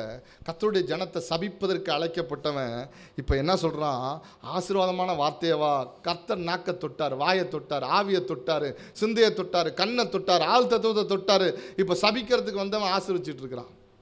20ஆம் வசனம் வாசிங்க. என்னாகமத்தின் புஸ்தகம் 23ஆம் அதிகாரத்தினுடைய 20ஆம் வசனம் முடிக்க போறேன். என்னாகமத்தின் புஸ்தகம் ஆசீர்வதிக்க கட்டளை பெற்று ஆசீர்வதிக்க கட்டளை பெற்று அவர் ஆசீர்வதிக்கிறார். அவர் ஆசீர்வதிக்கிறார். அதை நான் திருப்ப கூடாது. அதை நான் திருப்ப கூடாது. ஆசீர்வதிக்க பரலோகத்திலிருந்து கட்டளை பெற்றேன். ஹல்லேலூயா. இந்த பகுதி படிக்கும் போதெல்லாம் எனக்கு நான் வரும். 2-3 முறை சொல்லியிருக்கிறேன். ஆமென். ஒரு முறை என்னை பார்த்து ஒரு 2002ஆம் வருடம் கன்னியாகுமரி மாவட்டத்திலேருந்து வந்த ஒரு போதகர், ஒரு பாஸ்டர், நான் அப்போ முழுநேர ஊழியத்துக்கு வரல, அடுத்த 2 வருஷம் கழித்து நான் வந்துட்டேன். பட் போஸ்டர் ஒட்டிகிட்டு இருக்கிறோம். என்னோடு கூட வாலிப தம்பிமார்கள் ஒட்டுறாங்க. ஒரு பையன் உடஞ்சி நொந்து வீட்டுக்கு வந்த அவனை வச்சுருந்து அவன் போஸ்டர் ஒட்டுறான். தெரியாது அவனுக்கு, ஏற்கனவே இருந்த ஒரு போஸ்டர் மேலே ஒட்டிட்டான். தப்பு பண்ணிட்டேப்பா, கிழிச்சிருக்கலாமே அப்படின்னு சொல்லியிருக்கலாம், திட்டிருக்கலாம், எதை வேணால் செஞ்சுருக்கலாம். அந்த ஆள் வந்து என்னென்ன சொல்லணுமோ திட்டுறாரு. நான் அப்போ வெளியில் போயிட்டு வரேன். மிட் நைட்டு 1 மணி 2 மணி இருக்கும். பார்த்தா இந்த பையனை திட்டிட்டு இருக்கிறாங்க. திட்டினோன்னே நான் பேசாமல் அமைதியாக ஓரமாக நான் நின்றுட்டே இருந்தேன். ஒரு கட்டுக்கடங்க அளவுக்கு மீறி போயிடுச்சு. அப்போ நான் அதில் தலையிட வேண்டியதாகிடுச்சு. அப்போ நான் ஹலோ அப்படின்னு சொன்னேன். நான் அவருக்கு ஹலோன்னு சொன்னது கோவம் வந்துருச்சு. பாஸ்டர் மாற ஹலோன்னு சொல்கிறியா? யார பாஸ்டர் மாற ஹலோன்னு சொல்லியான்னு சொல்லிட்டு என்னை சபிக்கிறார். நீ பொட்டு துணி இல்லாமல் பைத்தியக்காரனா நிர்வாணமாக அலைவ.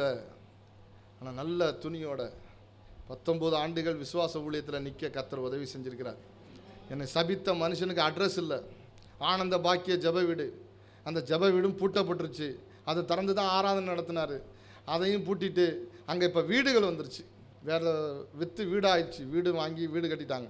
நமக்கு தெரிஞ்சவங்க தான் வீடு கட்டியிருக்காங்க அந்த இடத்துல. ஆளை அட்ரஸே காணோம். ஆனால் அந்த திருச்சி பட்டத்தில் கர்த்தர் என்னை ஊழியத்தில் இம்மட்டும் வைத்திருக்கிறார், இனியும் வைப்பார். ஏன்னா என்னுடைய சொந்த பலத்தினால, சொந்த ஞானத்தினால, சொந்த வளர்ச்சினால இல்லை, கர்த்தருடைய இரக்கம், ஆண்டுடைய இரக்கம். ஒன்று எனக்கு தெரியும், கூலிப்படுத்தி குறி சொல்லுவதற்கு கூட்டி வரப்பட்ட எவ்வளவு பெரிய வல்லமை பெற்ற பிழையாமக கூட இருக்கலாம். அவனுக்கு எனக்கு விரோதமாக உங்களுக்கு விரோதமாக வாயை திறக்கலாம். நான் ஆசீர்வதிப்பதற்கு கட்டளை பெற்றேன், நான் சபிக்கக்கூடாது. ஆமென். கர்த்தர் உங்களுக்காக வச்சிருக்கிறத பாருங்கள். நீங்கள் ஏன் பயப்படணும், ஏன் கலங்கணும்? ஐயோ இவன் வந்துட்டு போயிட்டா வீட்டுக்கு, என்ன நடக்குமோ? ஒன்றும் நடக்காது. ஆமென். ஹல்லேலூயா. கண்ணை திறந்து விடுறாருங்க, கண்ணை திறந்து விடுறாரு, கண்ணை திறந்து விடுகிற தேவன். வேதம் சொல்லுகிறது, அப்போஸ்தலர் நடபடிகளின் புத்தகம் 9ஆம் அதிகாரத்தில் வீட்டில் வாசித்து பாருங்க. வேகமாக சொல்லிட்டு நான் கருத்துக்குள்ளே வந்துடுறேன். சவுல் என்கிற கிறிஸ்தவ விரோதி, அவனுடைய கண்ணை கர்த்தர் தமஸ்கு என்கிற வீதியில் கண்ணை மூடி கண்ணை திறந்து விட்டார். அனனியா வந்து கையை வைக்கும்போது கண்ணிலேருந்து செதில்கள் விழுது. அவனை கர்த்தர் அப்போஸ்தலனா மாற்றிட்டார். ஆமென். பழைய பவுல், பழைய கண் மூடப்பட்டு உலகத்தின் கண்களால் திறந்து காணப்பட்டிருந்த சவுல் என்கிறவன் மரித்தான். கர்த்தர் அவனுடைய குருடாக்கப்பட்ட கண்களை திறந்து விடும்போது அப்போஸ்தலனாகிய பவுலா மாறிட்டான். அல்லேலூயா. சரி, இப்போ இப்படிப்பட்ட அனுபவங்களெல்லாம் கண் திறக்கப்பட்ட அனுபவம் இருக்கிறது. சத்துரு சொன்னேன், சிம்சோனை முதல்ல பிடிச்சோன்னே எதை பிடுங்கனா? கண்ணை தான் பிடுங்கனா. சகோதரி சகோதரனே, உங்கள் கண்ணை தான் பிசாசு பிடுங்குவான். எந்த கண்ணு? இந்த கண்ணு இல்லை, மனக்கண். மனக்கண் தான் ஃபஸ்ட்டு அட்டாக்கு. குருடாகாமல் பத்திரமா பார்த்துக்குங்க. என்னங்க செய்கிறது அதை சொல்லிட்டு நான் முடிக்க போகிறேன். வாசிக்கலாம்.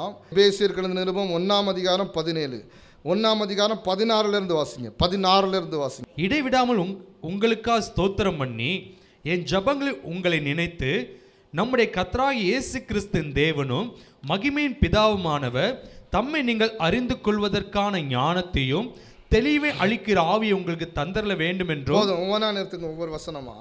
இடைவிடாமல் உங்களுக்காக ஜெபம் பண்றேன். யார் சொல்றா? பவுல் என்கிற மனிதன். யார் அவரு?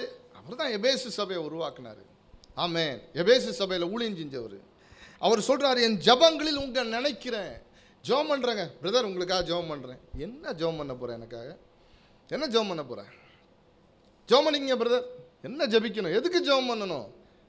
உன்னோட ப்ரேயர் பாயிண்ட் என்ன? சும்மா 19 அடிச்சு விடக்கூடாது. ஜெபம் பண்ணுறேன், உங்களுக்காக ஜெபிச்சிருக்கேன் பிரதர். எதுக்கு ஜெபம் பண்ணேன்? ஒன்றுமே புரியாது. ஹல்லேலூயா. என் ஜெப குறிப்பு சொல்லப்பட வேண்டும். அப்போ எனக்குள்ள என்ன இருக்குன்றதை வெளிப்படுத்துகிறேன். இல்லை விட்டால் கர்த்தர் இந்த அம்மாவுக்காக ஜெபிப்பதற்கு என்னை ஆவிக்குள்ளாக்கி என்கிட்ட காமிச்சு கொடுத்துருக்கணும். இவங்களுக்காக ஜெபி, இது ஒரு அனுபவம், ஆவிக்குரிய அனுபவம். அதுக்குள்ளே பேசலை. அப்போ ஒரு எதற்கு ஜெபிக்கணும் உருவாக்கின பவுல் இந்த சபைக்கு இதற்கு தான் ஜெபிக்கணும் அப்படின்னு நினைக்கிறான் பாருங்க. பிரியமானவர்களே, ஊழியக்காரன் என்பவன் வெறும் பிரசங்கி அல்ல, வெறும் பிரசங்கிமார் அல்ல. என் மந்தைக்கு எதை அறிய வேண்டும் என்று உணர்ந்து கொண்டு வெளிப்பாடோடு ஜெபிக்கிறவன் தான் ஊழியக்காரன். ஆமென், அல்லேலூயா. நல்ல கவனிங்க. ஒரு ப்ரேயர் பாயிண்ட்ஸ் எடுத்துட்டு தேசத்துக்காக ஜெபியுங்கள், இதுக்காக ஜெபம் பண்ணுங்க, இத்தனை ஸ்டேட் இருக்குது, இத்தனை இது இருக்குது, அதான் எல்லாத்துக்குமே தெரியுமே. அது ஒரு எலிமெண்ட்ரி ஸ்கூல், ரொம்ப பேசிக் ப்ரேயர். ஆனால் நீங்கள் உட்காந்து தேவ சமூகத்தில் ஜெபித்து தேசத்தினுடைய நிலைமையை உணர்ந்து நியூஸ் வழியாக அறிந்து அப்டேட்டடாக, அது அப்டேட்டட் ப்ரேயர். அது நெக்ஸ்ட் லெவல் ப்ரேயர், த ரெவலேஷன் ப்ரேயர். தேவ சமூகத்தில் உட்காந்துருக்கும்போது கர்த்தர் சொல்லுவார், இந்த காரியம் நடக்கும் போது ஜெபம் பண்ணு, இந்த காரியம் நடக்கும்போது ஜெபம் பண்ணு. ஆமென். எத்தனை பேருக்கு நான் பேசுறது புரியுது? அப்படி ஒரு மேய்ப்பன் ஒரு சபையில் இருப்போமானா, அவனுக்கு ஒரு ஜெப நேரம் இருக்குமானால், கர்த்தர் விசுவாசிகளை குறித்து அந்த மேய்ப்பனுக்கு பேசுவார். அவன் தான் மேய்ப்பனுக்கு தகுதி உள்ளவன். மேய்க்கிறவன் கிடையாது, மேய்க்கிறவன் கிடையாது. புல்லு போடவும் தெரியணும். தன் ஆடுகளை பட்சிக்கிற ஓனாய் வருகிற திசையை கண்டுபிடித்து அடித்து விரட்டுகிறதற்கு வல்லமை பெற்றவனாகவும் இருக்கணும். அவன் தான் மேய்ப்பன். ஆமென். அப்போஸ்தலனாகிய பவுல் சொல்லுங்க, ஜபங்களில் உங்களை நினைக்கிறேன் அப்படின்ட்டு 17 வாசிக்கிறார். வேக வேகமா வாசிங்க. நம்முடைய கர்த்தராகிய இயேசு கிறிஸ்துவின் தேவனும் மகிமையின் பிதாவுமானவர், மகிமையின் பிதாவுமானவர், அவரை பற்றி தான் வெளிப்பாடு, அவரை பற்றி தான் சொல்றார். மகிமையின் பிதாவுமானவர் தம்மை நீங்கள் அறிந்து கொள்வதற்கான ஞானத்தையோ, பிதாவாகிய தேவனை அறிந்து கொள்வதற்கான ஞானத்தையும் தெளிவை அளிக்கிற ஆவியை, தெளிவையும் அளிக்கிற ஆவியை உங்களுக்கு தந்தரல வேண்டும் என்றோ. முதல் ஜப குறிப்பு என்ன தெரியுமா? பிதாவாகிய தேவனை அறிந்து கொள்வதற்கான ஞானம், விஸ்டம். அடுத்தது தெளிவு அளிக்கிற ஆவி, அதை பெறணும். அப்படின்னா என்ன அர்த்தம்? இந்த ஞானம் விஸ்டம்னா தெரியுது. தெளிவு அப்படின்னா என்னங்க? தெளிவு. 2 வேலைக்காரனை கூப்பிடுங்களேன், கொஞ்ச நேரம் அவன்கிட்ட பேசுங்க. யார் தெளிவாக இருக்கிறானோ அவனை சூஸ் பண்ணுங்க. அப்போ தான் உங்கள் கட்டடத்தை கட்டி முடித்து உங்கள் கையில் சாவியை கொடுப்பான். இல்லை, ஒட்டுனதுக்கப்புறம் துறன்னு ஊற்றும் கட்டடம். ஊற்றுமா ஊற்றாதான்? எல்லாருமே இன்ஜினியர் பேஜை போட்டு வந்துட்டான். நீங்கள் என்ன படிச்சிருக்கீங்க? நான் எத்தனை பில்டிங், 10 பில்டிங் கட்டியிருக்கேன் பிரதர், எல்லாம் தெரியும், நான் கட்டிடுவேன், எல்லாம் செஞ்சிருவேன் அப்படின்னு சொல்லுவாங்க பொதுவாக. நான் தராசு பிடிச்சி பார்க்கணும், பல்ல பிடிச்சி பார்க்கணுமா இல்லையா? என்னை நடத்துகிற ஒருவன் எப்படிப்பட்டவன், நான் பல்ல பிடிச்சி பார்க்கணும்ல. அல்லேலூயா, ஆமென். இப்போ நல்லா தெரிந்து கொள்ளணும், நல்லா தெரிந்து கொள்ளணும். ஃபர்ஸ்ட் த விஸ்டம், ஞானம். ஞானம் த்ரூ த எக்ஸ்பீரியன்ஸ், எனக்கு கிடைத்திருக்கிற அனுபவங்களின் மூலமாக நான் பெற்றுக்கொள்கிறதற்கு பெயர் தான் ஞானம். ஆமென், அல்லேலூயா. அடுத்தது சொல்கிறார், அந்த தெளிவுன்ற வார்த்தைக்கு ஆங்கில மொழிபெயர்ப்பில் இப்படி இருக்குது, த ரெவலேஷன். ரெவலேஷன், வெளிப்பாடு. ஆமென் சொல்லுங்க. பிதா சொல்றாரு, என்னை நீ அறிந்து கொள்வதற்கான ஞானத்தையும் என்னை நீ அறிந்து கொள்வதற்கான வெளிப்பாடையும் இந்த எபேசு சபைக்கு வேண்டும். ஆமென். பவுல் ஜெபிக்கிறாரு, என்னை இந்த சபை பிதாவாகிய தேவனை அறிந்து கொள்ளணும், அதற்கான ஞானம் இந்த சபைக்கு தேவை. இரண்டாவது, இந்த சபைக்கு பிதாவாகிய தேவனை குறித்த வெளிப்பாடு வேண்டும். கண் திறக்கப்பட்ட வாழ்க்கை என்பது என்ன தெரியுமா? ஒன்றை உங்களுக்கு சொல்லுகிறேன். உங்களை அழைத்த தேவன் யார், உங்களை பிரித்தெடுத்த தேவன் யார், உங்கள் தேவன் யார் என்கிற அறிவு இருக்குது பார்த்தீங்கன்னா, அதான் கண் திறக்கப்பட்ட வாழ்க்கை. அது இருந்துச்சுன்னா யாரும் உங்களை பயமுறுத்திட முடியாது. யாரும் அவ்வளோதான், முடிஞ்சு போச்சுப்பா, எல்லாத்தையும் அவன் பிடுங்கிட்டு போயிட்டான்ப்பா, உனக்கு ஒரு துறவும் கிடையாது, இந்த துருத்தி நீரும் தீர்ந்துருச்சா, செத்து போ. ஆமென். இந்த உலகம் அதை தான் சொல்லும். எல்லாம் சூழ்ந்தாச்சு, எலிசாவை பொட்டியை கட்டுங்க, காலில் விழுவோம் போய் சீரியா ராஜாட்ட. நான் காலில் விழுவதற்காக அபிஷேகம் பண்ணப்பட்டவன் அல்ல. கண்ணை திறந்து பார், மலையை சுற்றிலும் அக்கினி ரதமான குதிரைகளும் அந்த அக்கினி ரதங்களும் சுற்றி இருக்கிறத பார்ப்ப. ஆமென். கரங்களை உயர்த்தி அல்லேலூயா சொல்லுங்க. இந்த உலகம் எப்படா நம்மளை கீழே தள்ளி அமுக்கி மிதிச்சு ஒன்றும் இல்லாமல் ஆக்கலாம். எய்த்த வீட்டுக்காரன் அப்படி தான் நினைப்பான். ஒவ்வொரு எல்லையில் இருக்கிறவன் அப்படி தான் நினைப்பான். ஆனால் நான் ஒன்று உங்களுக்கு சொல்ல விரும்புகிறேன். கர்த்தர் முதல்ல பிதாவாகிய தேவனை பற்றிய அறிவை உங்களுக்கு தர விரும்புகிறார். அதற்கு தேவை உங்களுக்கு ஞானம். அவரை புரிஞ்சு கொள்றதுக்கு உங்களுக்கு என்ன வேணும்? ஞானம். ரெண்டாவது வெளிப்பாடு வேணும்.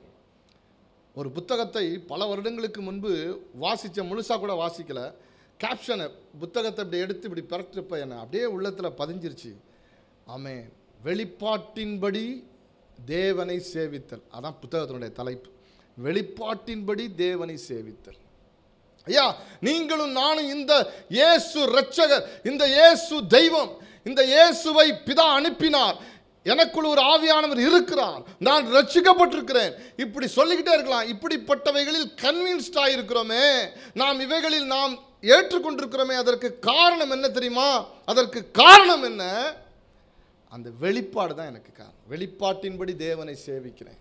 என் இயேசு என்கிற ஒருவர் எனக்காக ரத்தம் சிந்தினார் என்கிற வெளிப்பாட்டை நம்புகிறேன். அவர் ரத்தம் சிந்தும் போது பக்கத்தில் நான் இல்லை.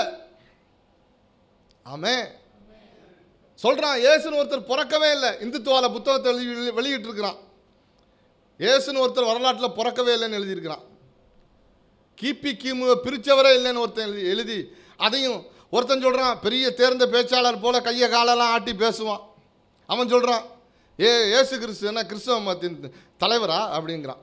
கிறுக்குப்ப அவனுக்கிட்ட 1000 பேர் நிற்கிறான், 1000 இளைஞர்கள் நிற்கிறாங்க. நல்லா கவனிங்க, இதெல்லாம் உலகம். இது எல்லாவற்றையும் தாண்டி நீங்கள் நிற்கணும்னா நானும் நீங்களும் ஏன் தெரியுமா நிற்கிறோம்? வெளிப்பாட்டு. நமக்குள்ள ஒரு வெளிப்பாடு இருக்குது. சொல்லுங்கள், எனக்குள்ள ஒரு வெளிப்பாடு இருக்கிறதுனால வெளிப்பாட்டின்படி கர்த்தரை நான் ஆராதிக்கிறேன். அப்போ ஃபஸ்ட்டு பாயிண்ட் என்ன?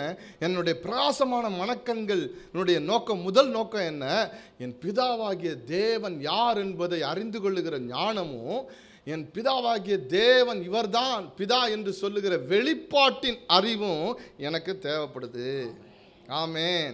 பிரகாசமான மனக்கண்கள் இருக்கிற 2 விஷயம் என்ன? பிதாவாகிய தேவன் எனக்கு யார் என்கிற ஞானம், ரெண்டாவது அவர்தான் பிதா என்கிற வெளிப்பாடு. ஆமென். ஹல்லேலூயா. வெளிப்பாடு. வெளிப்பாடுனாவே நம்ம ஆளுங்க பயந்துருவாங்க. வெளிப்பாடுனா என்ன? மற்றவனுக்கு தெரியாத ஒன்று உனக்கு தெரிஞ்சிருக்குன்னு அர்த்தம். ஹல்லேலூயா. மற்றவனுக்கு புரியலை, உனக்கு புரிஞ்சு போச்சுன்னு அர்த்தம். ஆமென். ரெண்டாவது காரியத்தை சொல்ல விரும்புகிறேன். 18ஆம் வசனம் வாசிங்க. தாம் நம்மை அழைத்ததினாலே, தாம் நம்மை அழைத்ததினாலே, அவர் சொல்றார், தாம் பிதாவாகிய அவர் நம்மை அழைத்ததினாலே நமக்கு உண்டாயிருக்கிற நம்பிக்கை இன்னதென்றும், பரிசுத்தவான்களிடத்தில் தமக்கு உண்டாயிருக்கிற சுதந்திரத்தினுடைய மகிமையின் ஐஸ்வர்யம் இன்னதென்றும். போதும். 2 காரியம் சொல்றார். ஒன்று, அழைப்பில் இருக்கிற நம்பிக்கை. ஆமென். ஹல்லேலூயா. ஏன்னா யாருன்னே தெரியாது போதகருக்கு, பக்கத்தில் இருக்கிறவருக்கு யாரும் தெரியாது. என் ரத்த முறை அல்ல அவரு. நான் ஒரு இடத்துல வந்து உட்காந்துருக்கிறேன். நான் கிறிஸ்தவனும் இல்லை, பிறக்கும்போது ஆதியில் கிறிஸ்தவன் இல்லை, பாதியில் வந்த கிறிஸ்தவன்.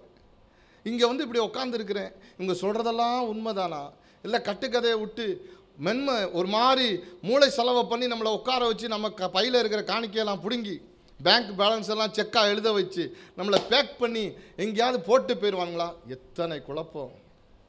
எத்தனை பேருக்கு நான் பேசுகிறது புரியுது? ஆமென். என் சொந்த வந்ததெல்லாம் விட்டுட்டு ஞாயிற்றுக்கிழமையானா அவன் வைக்கிற தேவைகள், அவன் வைக்கிற எதையும் கலந்து கொள்ளாமல் அவனை பகைத்து கொண்டு அவன் நம்மை வெறுப்பதற்கு ஏதுவாய் சூழ்நிலைகள் அமைந்து நான் வந்து இந்த இடத்துல உட்கார்ந்துருக்கிறேனே, கர்த்தருடைய சத்தியத்துக்கு வைராக்கியம் பாராட்டினதுனால. ஏன் தெரியுமா? அங்கே போடப்பட்டிருக்கிறது உங்களை அழைத்தவருடைய நம்பிக்கை. ஆமென். தாம் நம்மை அழைக்கிறதுனால் நமக்கு உண்டாயிருந்த நம்பிக்கை இன்னதென்றும். அழைப்பின் நம்பிக்கை. ஹல்லேலூயா. ஆண்டவர் நம்ம கையை பிடிச்சி கூட்டு வந்தாருங்க. வேதம் சொல்லுகிறது, வனாந்தரத்தில் அவர் என்ன செஞ்சாராம்?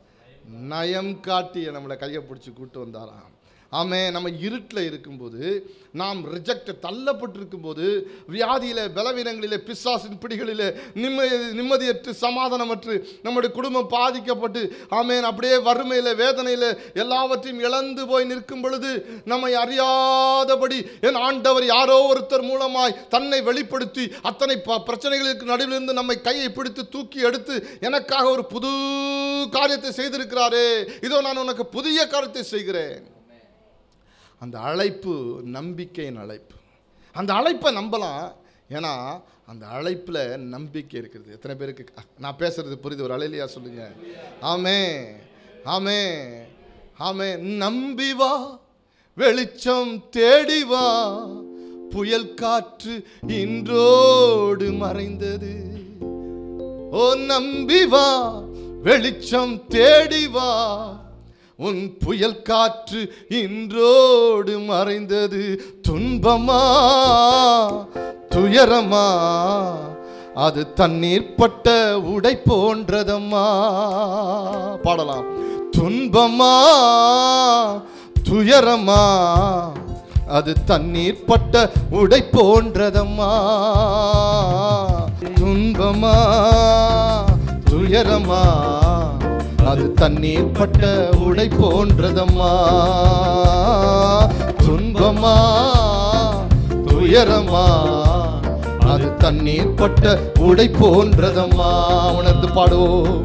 காற்றடிச்சா வெயில் வந்தா காய்ந்து போய்விடும் கலங்காதே.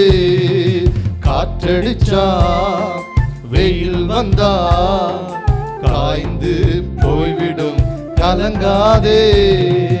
இயேசுதான் நீதியின் கதிரவன், உனக்காக உதயமானார் உலகத்திலே. இயேசுதான் நீதியின் கதிரவன், அவர் உனக்காக உதயமானார் உலகத்திலே. நம்பி வா, வெளிச்சம் தேடி வா, நம்பி வா, வெளிச்சம் தேடி வா, உன் துக்க நாட்கள் இன்றோடு முடிந்தது. உன் துக்க நாட்கள் இன்றோடு முடிந்தது. ஓ நம்பி வா, வெளிச்சம் தேடி வா, ஓ நம்பி வா, வெளிச்சம் தேடி வா, உன் புயல் காற்று இன்றோடு முடிந்தது. உன் துக்க நாட்கள், உன் துக்க நாட்கள் இன்றோடு முடிந்தது. துன்பமா துயரமா அது தண்ணீர் பட்ட உடை போன்றதம்மா. துன்பமா துயரமா அது தண்ணீர் பட்ட உடை போன்றதம்மா. அது தண்ணீர் பட்ட உடை போன்றதம்மா. என்ன சொல்றேன்? அவரை நம்பலாம். நம்பிக்கைக்குரியவர் உங்களை கையை பிடிச்சி அழைச்சி இதுவரைக்கும் நடத்தியிருக்கிறார். 19 ஆண்டுகளுக்கு முன்பாக ஊழியத்திற்கு நான் வந்தப்போ எங்கள் அப்பா ஏற்றுக்கொள்ளலை. நீ ஊழியம் செய்ய வேணாம்ப்பா, நீ இப்போ செய்கிற மாதிரியே பகுதி நேரம் ஊழியத்தை செய்ய, சின்ன சின்ன கூட்டங்கள் சின்ன சின்ன சபைகளில் போய் பேசுகிற, சாட்சி சொல்கிற, வாலிபர் மத்தியில் ஊழியம் செய்கிற, இதை செய், நீ செய்கிற தொழிலை தொடர்ந்து செய், நீ ஊழியத்துக்கு வரக்கூடாது. கத்துறானா என்ன சொல்கிறாரு? வா, முடிஞ்சிருச்சு, உன்னுடைய உலக வேலைகளுக்கான காலம் முடிஞ்சிருச்சு, ஊழியத்துக்கு வா கூப்பிட்றாரு. எங்கள் அப்பா ஏற்றுக்கவே இல்லை. நான் அப்படிப்பட்ட சூழ்நிலையில் தான் இந்த ஊழியத்துக்கு வந்தேன். ஆமென். 14 லிட்டர் கெப்பாசிட்டி உள்ள என்னுடைய கேலிபர் வாகனம், ஒரு சொட்டு பெட்ரோல் இல்லாமல் பல கிலோமீட்டர் ஓடி இருக்க கூடுமானால் என் தேவன் என்னை அழைத்த அழைப்பு. ஆமென் ஆமென். 2 1 ரூபாவோடு டிசம்பர் மாதம் அழைப்பு 2004 மே 30. அந்த டிசம்பர் மாதம் 2004 மே டிசம்பர் 31ஆம் தேதி நான் போகிற சபையில் என் கையில் இருந்தது 2 ரூபா. ஓடி நின்றா, பைக்கு நின்றுச்சுன்னா, பெட்ரோல் நின்றுச்சுன்னா அவ்வளோதான். 2 1 ரூபா. நான் வந்த சில்லறையெல்லாம் இப்படி பொறுக்கி இப்படி போடுவோம் பார்த்தீங்களா, ஒரு சன்ரைஸ் டப்பா இன்னும் எங்கள் வீட்டில் இருக்குது, பழசாக துரு பிடிச்சிருக்குது. அந்த டப்பாக்குள்ளே நான் போட்டிருந்த பணம் ஒரு 20 ரூபா, 22 25 27 ரூபா இருக்கும். அதையெல்லாம் சேர்த்து கொண்டு போய் எல்லாத்தையும் காணிக்க பையில் போட்டேன். நான் முதல்ல போடுற குறைவான தொகை அன்றைக்கி தான். அப்போ போட்டுட்டு வெளியே வரேன், பெட்ரோல் நின்று போகலை, பெட்ரோல் தான் நிற்கும்னு எதிர்பார்த்தேன். வண்டி பஞ்சரு. வண்டியை ஒரு சர்ச்சில் பெனியல் சபை ஆராதனை நடக்குது, ஜீவானந்தம் பேசிகிட்டு இருக்கார், அந்த கிரவுண்டில் நிப்பாட்டிட்டு அன்றைக்கி நான் வீட்டுக்கு போயிட்டு படுத்துட்டு காலையில் சீக்கிரம் எழுந்திரிச்சு பிளெஸ்ஸிங் மணி சிலுவை போட்டு கொடுப்பாங்க 1ஆம் தேதி, அதை வாங்கக்கூடாது, ஏன்னா என்னை ஆண்டவர் அழைச்சிருக்கிறாரு. ஒருத்தர்ட்டையும் கையை நீட்டி வாங்கக்கூடாது. இது வரைக்கும் 19 ஆண்டுகளில் ஒரு வீட்டிற்குள்ளாவது போய் பண தேவைகளுக்காக நான் கேட்டு கை நீட்டி வாங்கி ஜெபித்ததில்லை. ஆமென் அல்லேலூயா ஆமென். எனக்கு யாரோ ஒருத்தர் டிடி அனுப்புறதில்ல, மணி ஆர்டர் அனுப்புறதில்ல. டெய்லி அதெல்லாம் கலெக்ட் பண்ணிட்டு இது ஃபெய்த்தில் நடக்கிற ஊழியம். வரதெல்லாம் பிரித்து சேர்த்து வச்சு அதை கொண்டு கூட்டங்களை நடத்துகிறோம். யாரிடத்துலையும் போய் இது வேணும் அது வேணும்னு கேட்டது கிடையாது.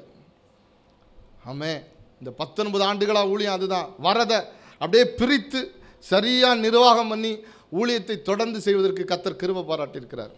அகலக்கால் வைக்காமல், தப்பாக போகாமல், கடனில் சிக்கி கொள்ளாமல், 4 பேர் பின்பற்றுவதற்கு தகுதி இல்லாமல் போகாதபடி தலைவன் என்கிறவன், மேய்ப்பன் என்கிறவன் பின்பற்றுவதற்கான அடிச்சுவடுகளை விற்று விடுகிறவன் தான் தலைவன். ஆமே, இந்த 19 ஆண்டுகளில் ஒரு சல்லி நயா பிசா கடன் கிடையாது எனக்கு. ஆமே, நான் கர்த்தருக்கு மகிமையாக சொல்கிறேன், பெருமையாக சொல்லலை. என் தேவைகளை ஒருத்தரிடத்திலும் நான் சொன்னதும் கிடையாது. ஹல்லேலூயா. பாருங்க, அன்னைக்கு நான் மேலே போய் ப்ரேயர் பண்ணிகிட்டு இருக்கிறேன். ஒரு ஜெபம் நான் ஜெபிக்கிற இடத்துல டைம் ஆகிட்டே இருக்குது. ஒருத்தர் 11 மணி போல் வராரு. வந்து சொல்கிறார், பிரதர் உங்களை பார்க்கணும். அப்போ தான் அவரை கர்த்தருக்குள்ளே நடத்தியிருக்கிறேன். பிரதர் பார்க்கணும். வந்தார், 2 கவர் கொடுத்தாரு. அப்போ ஊழியம்னு ஒன்று இல்லை, நான் ஒருத்தன் தான் இருக்கிறேன், கல்யாணமும் ஆகலை. ஒன்று உங்களுடைய ட்ரெஸ்ஸுக்காக, இன்னொன்று உங்களுக்காக பிரதர், நியூ இயருக்கு வாங்கி அப்படியே போட்டேன். இது வரைக்கும் என்னுடைய வழக்கம் அதுதான். கவரை எவ்வளோ தான் கொடுத்துருக்காங்க திறந்து பார்ப்போம், பார்த்ததே கிடையாது. அந்த கவரை அப்படியே போட்டுருவேன். எப்போ தேவை இருக்கோ ஜெபம் பண்ணி பிரித்து அதுக்கப்புறம் அதிலேருந்து ஊழியத்துக்கு எடுக்கிறத எடுத்துட்டு அப்படி தான் பயன்படுத்துகிறோம். அப்போ அவர் போனதுக்கப்புறம் வண்டி வெயில் நிற்கிது, வெயில் அடிக்குது. அதை எடுத்து பஞ்சர் ஒட்டணும். கர்த்தர் பணம் கொடுத்துருக்கிறார். எடுத்து பார்த்தா முந்தின நாள் 2 1 ரூபா, இப்பொழுது 2000 ரூபாய். 1000 மடங்கு கர்த்தர் ஆசீர்வதிச்சார். இது வரைக்கும் ஆண்டவர்கிட்ட போய் எனக்கு தேவை இருக்குது ஆண்டவரே கொடுங்க ஆண்டவரே நான் கேட்கல. கேட்பதற்கு முன்பதாகவே என் தேவை என் தேவன் சந்தித்திருக்கிறார். ஆமென், அல்லேலூயா. என் சொந்தக்காரங்கள் ஒருத்தராவது எனக்கு உதவிக்கு நின்று இந்தாங்க வச்சுக்கிங்க நீங்கள் ஊழியம் செய்யுங்கன்னு சொன்னதே கிடையாது. சொந்தக்காரங்களுடைய பலத்தின் பின்னணியில் நான் ஊழியம் செய்யலை. அதனால தான் அதிகாரத்தோடு பேசுகிறேன். இது அனுபவம். கர்த்தர் ஒருவன் அழைக்கிற அழைப்பு நம்பிக்கையின் அழைப்பு. அவரை நம்பலாம். ஆமென் சொல்லுங்க. அவரை நம்பலாம். மரண பரியந்தம் நம்பலாம். ஆமென், ஹல்லேலூயா, ஹல்லேலூயா. மூன்றாவது, முதல்ல நான் என்ன சொல்லிட்டேன், இந்த வெளிப்பாடு, ரெவலேஷன். எதற்கு? அவரை அறிஞ்சிக்கிறதுக்கு ஞானமும் வெளிப்பாடும் தேவை. 2வது சொன்னேன், அந்த தேவன் உங்களை கையை பிடிச்சி அழைச்சிட்டு வந்திருக்காரு அப்படின்றத சொன்னேன்.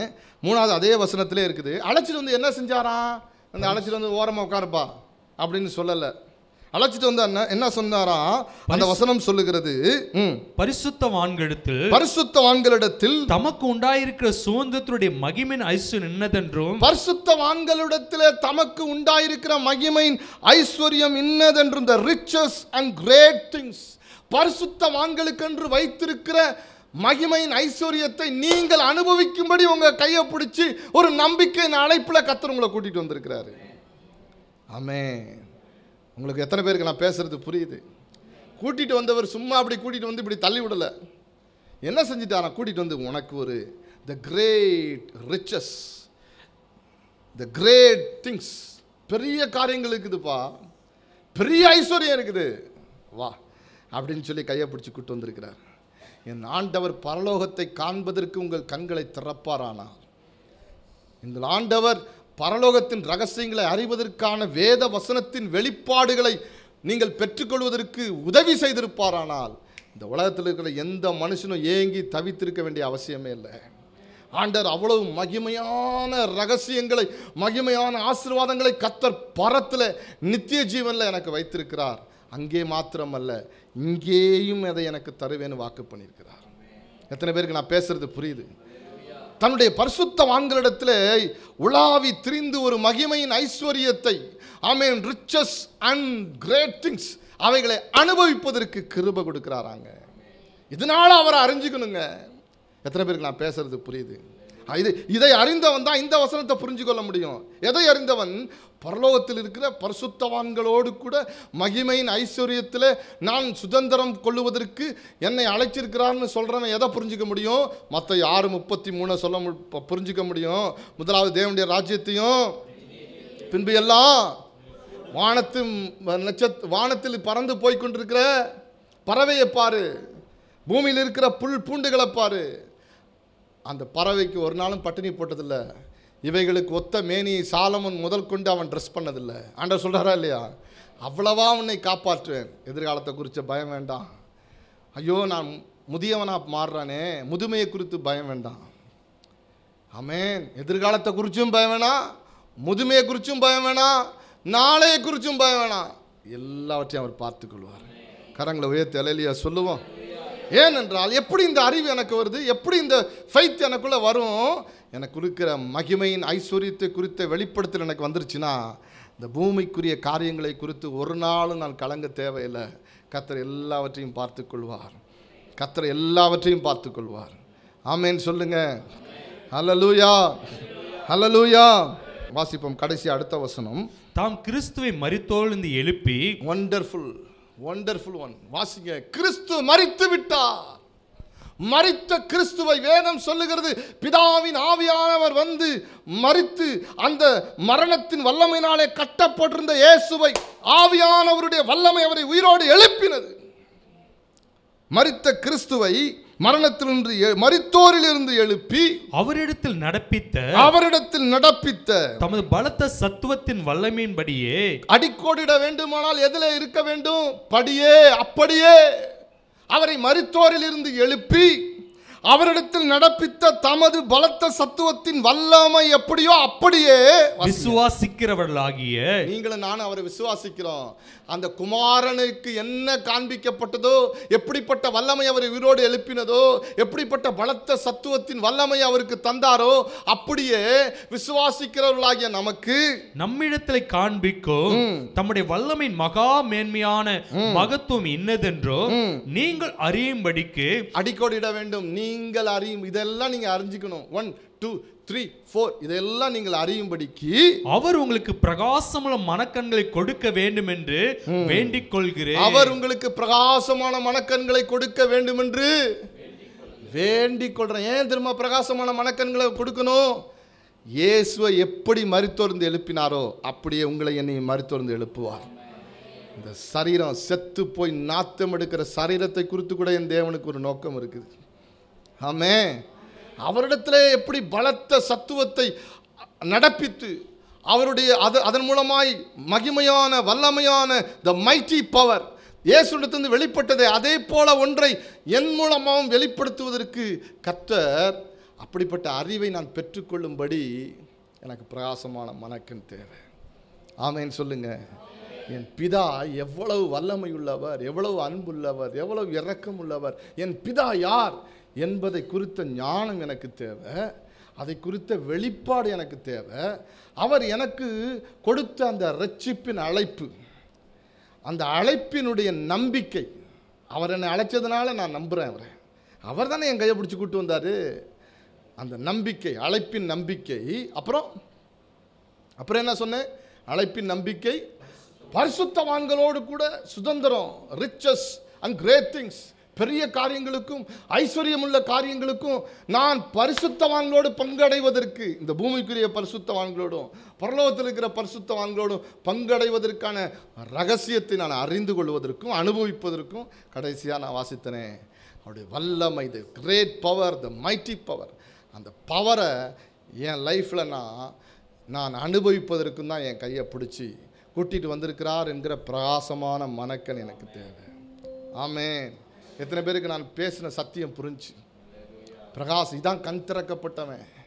இந்த அனுபவத்தெல்லாம் நீங்கள் பெறக்கூடாது என்பதற்கு தான் சிம்சோனை பெலிஸ்தர்கள் பிடித்து அவன் கண்களை பிடுங்கினார்கள்.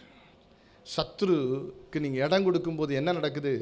நீங்கள் இருக்க வேண்டிய ஹெவன்லி ரிலிமில் நீங்கள் இருக்கக்கூடாதபடி, இருக்க வேண்டிய அந்த ஹெவன்லி ஹைட்ஸில் தேவனோடு நடக்கிற அந்த அனுபவத்தில் நீங்கள் இருக்கக்கூடாதபடி உங்களை கீழே இழுத்து போட்டு உங்கள் கண்ணை குருடாக்கி, ஐயோ ஐயோ நான் எப்படி சாப்பிடுவேன், எப்படி எதிர்காலம் எனக்கு இருக்கும், கர்த்தர் என்னை கைவிட்டுருவாரோ, ஐயோ நான் செத்து போயிடுவேனோ, ஆமென், ஐயோ என்னுடைய வாழ்க்கையில் ஐஸ்வர்யத்தை அனுபவிக்க முடியாதோ, உலகத்தின் ஆசீர்வாதங்களை நன்மையை அனுபவிக்க முடியாதோ, மேன்மையான பரலோகத்தின் ரகசியங்களெல்லாம் என்னை அனுபவிக்க முடியாது. இப்படி பலதரப்பட்ட அவிசுவாசத்திற்குரிய காரியங்களை எல்லாம் இருதயத்தில் நிரப்புகிறதற்கு பேர் தான் மனக்கண்களின் குருடு. மனக்கண்கள் திறக்கப்பட்ட வாழ்க்கை என்பது வேறு ஒன்றும் இல்லை. சிம்பிளாக ஒன்று சொல்லிடுறேன், வீட்டில் போய் வாசிச்சு பாருங்கள். எபிரேயர் 11:1, 2 கொரிந்தியர் 5:6 சொல்லப்பட்டிருக்கிறதை போல விசுவாசத்தின் கண்கள். நாம் தரிசித்து நடவாமல் விசுவாசித்து நடக்கிறோம். விசுவாசத்தின் கண்கள். அந்த கண்ணை பிசாசு மூடிட்டானா போது நம்மளை மொட்டை அடிச்சிடுவான். அடுத்த வசனம் சொல்லுது, நியாயாதிபதிகள் நான் வாசித்த புத்தகத்தில், கண்ணை பிடுங்கிட்டு தான் அடுத்து மொட்டை அடிக்கிறாங்க. ஆமென், அல்லேலூயா. மொட்டை அடித்து அப்புறம் மாவரைக்க வைத்து அவனை கேலி கிண்டல் பண்ணி அவனை பொது இடத்திலே கொண்டு வந்து பரியாசம் பண்ணி கைலாக கொடுக்கிற ஒருவன் நடத்துவதற்கு ஏதுவான காரியத்தை கொண்டு அறவே பல பராக்கிரமசாலியை ஒரு சிறு பையன் கையை பிடிச்சி கூட்டிகிட்டு போகிறான். இதுக்கெல்லாம் காரணம் கண்ணு குருடாக்கிடுச்சு, மனக்கண்ணு குருடாயிடுச்சு. சகோதரி சகோதரனே, இந்த உலகத்தில் எது இருந்தாலும் இல்லாவிட்டாலும் ஆண்டவர் என்னை என் கண் திறந்து விட்டிருக்கிறார். என்னை கொடுத்திருக்கிற ரட்சிப்பு விலையேறப்பட்டது, அபிஷேகம் விலையேறப்பட்டது, கிருபைகள் விலையேறப்பட்டது, அழைப்பு விலையேறப்பட்டது, வரங்கள் விலையேறப்பட்டது, நித்திய ஜீவன் விலையேறப்பட்டது, சத்தியம் விலையேறப்பட்டது என்கிற புரிதல் எனக்குள் இருக்குமானால் ஒரு நாள் நான் என்ன செய்ய மாட்டேன், நான் பயப்பட மாட்டேன், நான் பயப்பட மாட்டேன். எத்தனை பேரோடு கர்த்தர் பேசினா, எத்தனை பேருக்கு சத்தியம் புரிஞ்சு, எத்தனை பேருக்கு நான் பேசின வார்த்தை புரிஞ்சா? எது உங்களுக்கு திருப்பி போய் வீட்டில் ஹோம்ஒர்க் பண்ணணும்? நான் உங்களுக்கு சொல்லிடுறேன், வீட்டில் போய் எபேசு நிருபத்தை முழுசாக வாசிங்க. எபேசு நிருபம் எது தெரியுமா? எபேசு நிருபத்தை எந்த கண்ணாடியை போட்டுட்டு வாசிக்கணும் தெரியுமா? த ஹெவன்லி பிளேசஸ், உன்னதங்கள், உன்னதங்களின் ஆசீர்வாதம். தேவன் உன்னதத்தில் இருக்கிறார், உன்னதங்களின் ஆசீர்வாதம். அந்த கண்ணாடியை போட்டுட்டு தான் நீங்கள் எபேசு நிருபத்தை வாசிக்கணும். அல்லேலூயா. எபேசு நிருபத்தை நீங்கள் அந்த கண்ணாடியை போட்டு வாசிங்கன்னா உங்களுக்கு புரியும். சகோதரி, நீ பிதாவை பார்க்க, கிறிஸ்துவை பார்க்க, ஆவியானவரோடு கூட அந்யோன்ய உறவாட, தேவனோடு இந்த பூமியில பரலோகத்தின் கிருபைகளோடு சஞ்சரிக்கிறதற்கு அழைக்கப்பட்டிருக்கிற நீங்கள் ஏன் கலங்கணும்? நீங்கள் ஏன் தவிக்கணும்? நீங்கள் ஏன் பயப்படணும்? நீங்கள் ஏன் புலம்பணும்? கர்த்தர் உங்களோடு இருக்கிறார். ஓ ஜீசஸ், ஹல்லேலூயா. கண்களை மூடி ஜெபிக்க போறோம். எழுந்து நின்று எல்லாரும் எழுந்து. ஆமென், ஆமென். ஜீசஸ், இயேசு என்னோடு இருப்பதை நினைச்சிட்டா அந்த ஸ்கேல் எடுங்க பிரதர். இயேசு என்னோடு இருப்பதை நினைச்சிட்டா என் உள்ளம் துள்ளுதம்மா, நன்றி என்று சொல்லுதம்மா. இயேசு என்னோடு இருப்பதை நினைச்சுதா என் உள்ளம் துள்ளுதம்மா, நன்றி என்று சொல்லுதம்மா. ஆ ஆ ஓ ஓ ஓ லா லா லா லா ஆ ஓ ஓ லா லா லா லா. கவலை கண்ணீரெல்லாம் கம்ப்ளீட்டா மறையுதம்மா, கவலை கண்ணீரெல்லாம் கம்ப்ளீட்டா மறையுதம்மா. பயங்கள் நீங்குதம்மா, பரலோகம் தெரியுதம்மா, பயங்கள் நீங்குதம்மா, பரலோகம் தெரியுதம்மா. அகிலம் ஆளும் தெய்வம் என் அன்பு இதய தீபம், ஓ ஓ அகிலம் ஆளும் தெய்வம் என் அன்பு இதய தீபம். இயேசு என்னோடு இருப்பதை நினைச்சுட்டா என் உள்ளம் துள்ளுதம்மா, நன்றி என்று சொல்லுதம்மா. ஓ என் உள்ளம் துள்ளுதம்மா, நன்றி என்று சொல்லுதம்மா. ஆ ஆ ஆ ஓ ஓ லா லா லா லா ஆ ஓ லா லா லா லா. பகைமை கசப்பு எல்லாம் பனி போல மறையுதம்மா, பகைமை கசப்பு எல்லாம் பனி போல மறையுதம்மா. பாடுகள் சிலுவை எல்லாம் இனிமையாய் தோன்றுதம்மா, பாடுகள் சிலுவை எல்லாம் இனிமையாய் தோன்றுதம்மா. அகிலம் ஆளும் தெய்வம் என் அன்பு இதய தீபம், அகிலம் ஆளும் தெய்வம் என் அன்பு இதய தீபம். இயேசு என்னோடு இருப்பதை நினைச்சிட்டா என் உள்ளம் துள்ளுதம்மா, நன்றி என்று சொல்லுதம்மா. என் உள்ளம் துள்ளுதம்மா, நன்றி என்று சொல்லுதம்மா. ஆ ஆ ஆ ஓ ஓ லா லா லா லா லா ஆ ஓ ஓ லா லா லா லா லா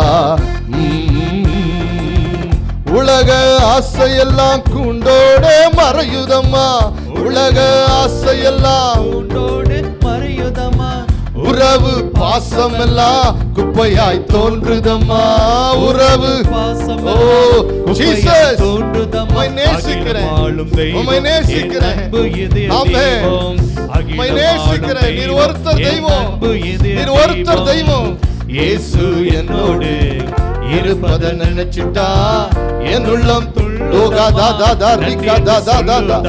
ஆவியானவரே இறங்குங்கப்பா உடைய வார்த்தைகளை அங்கீகரிக்கும்படி அசைவாடுங்க ஓ ஓ லா லா லா லா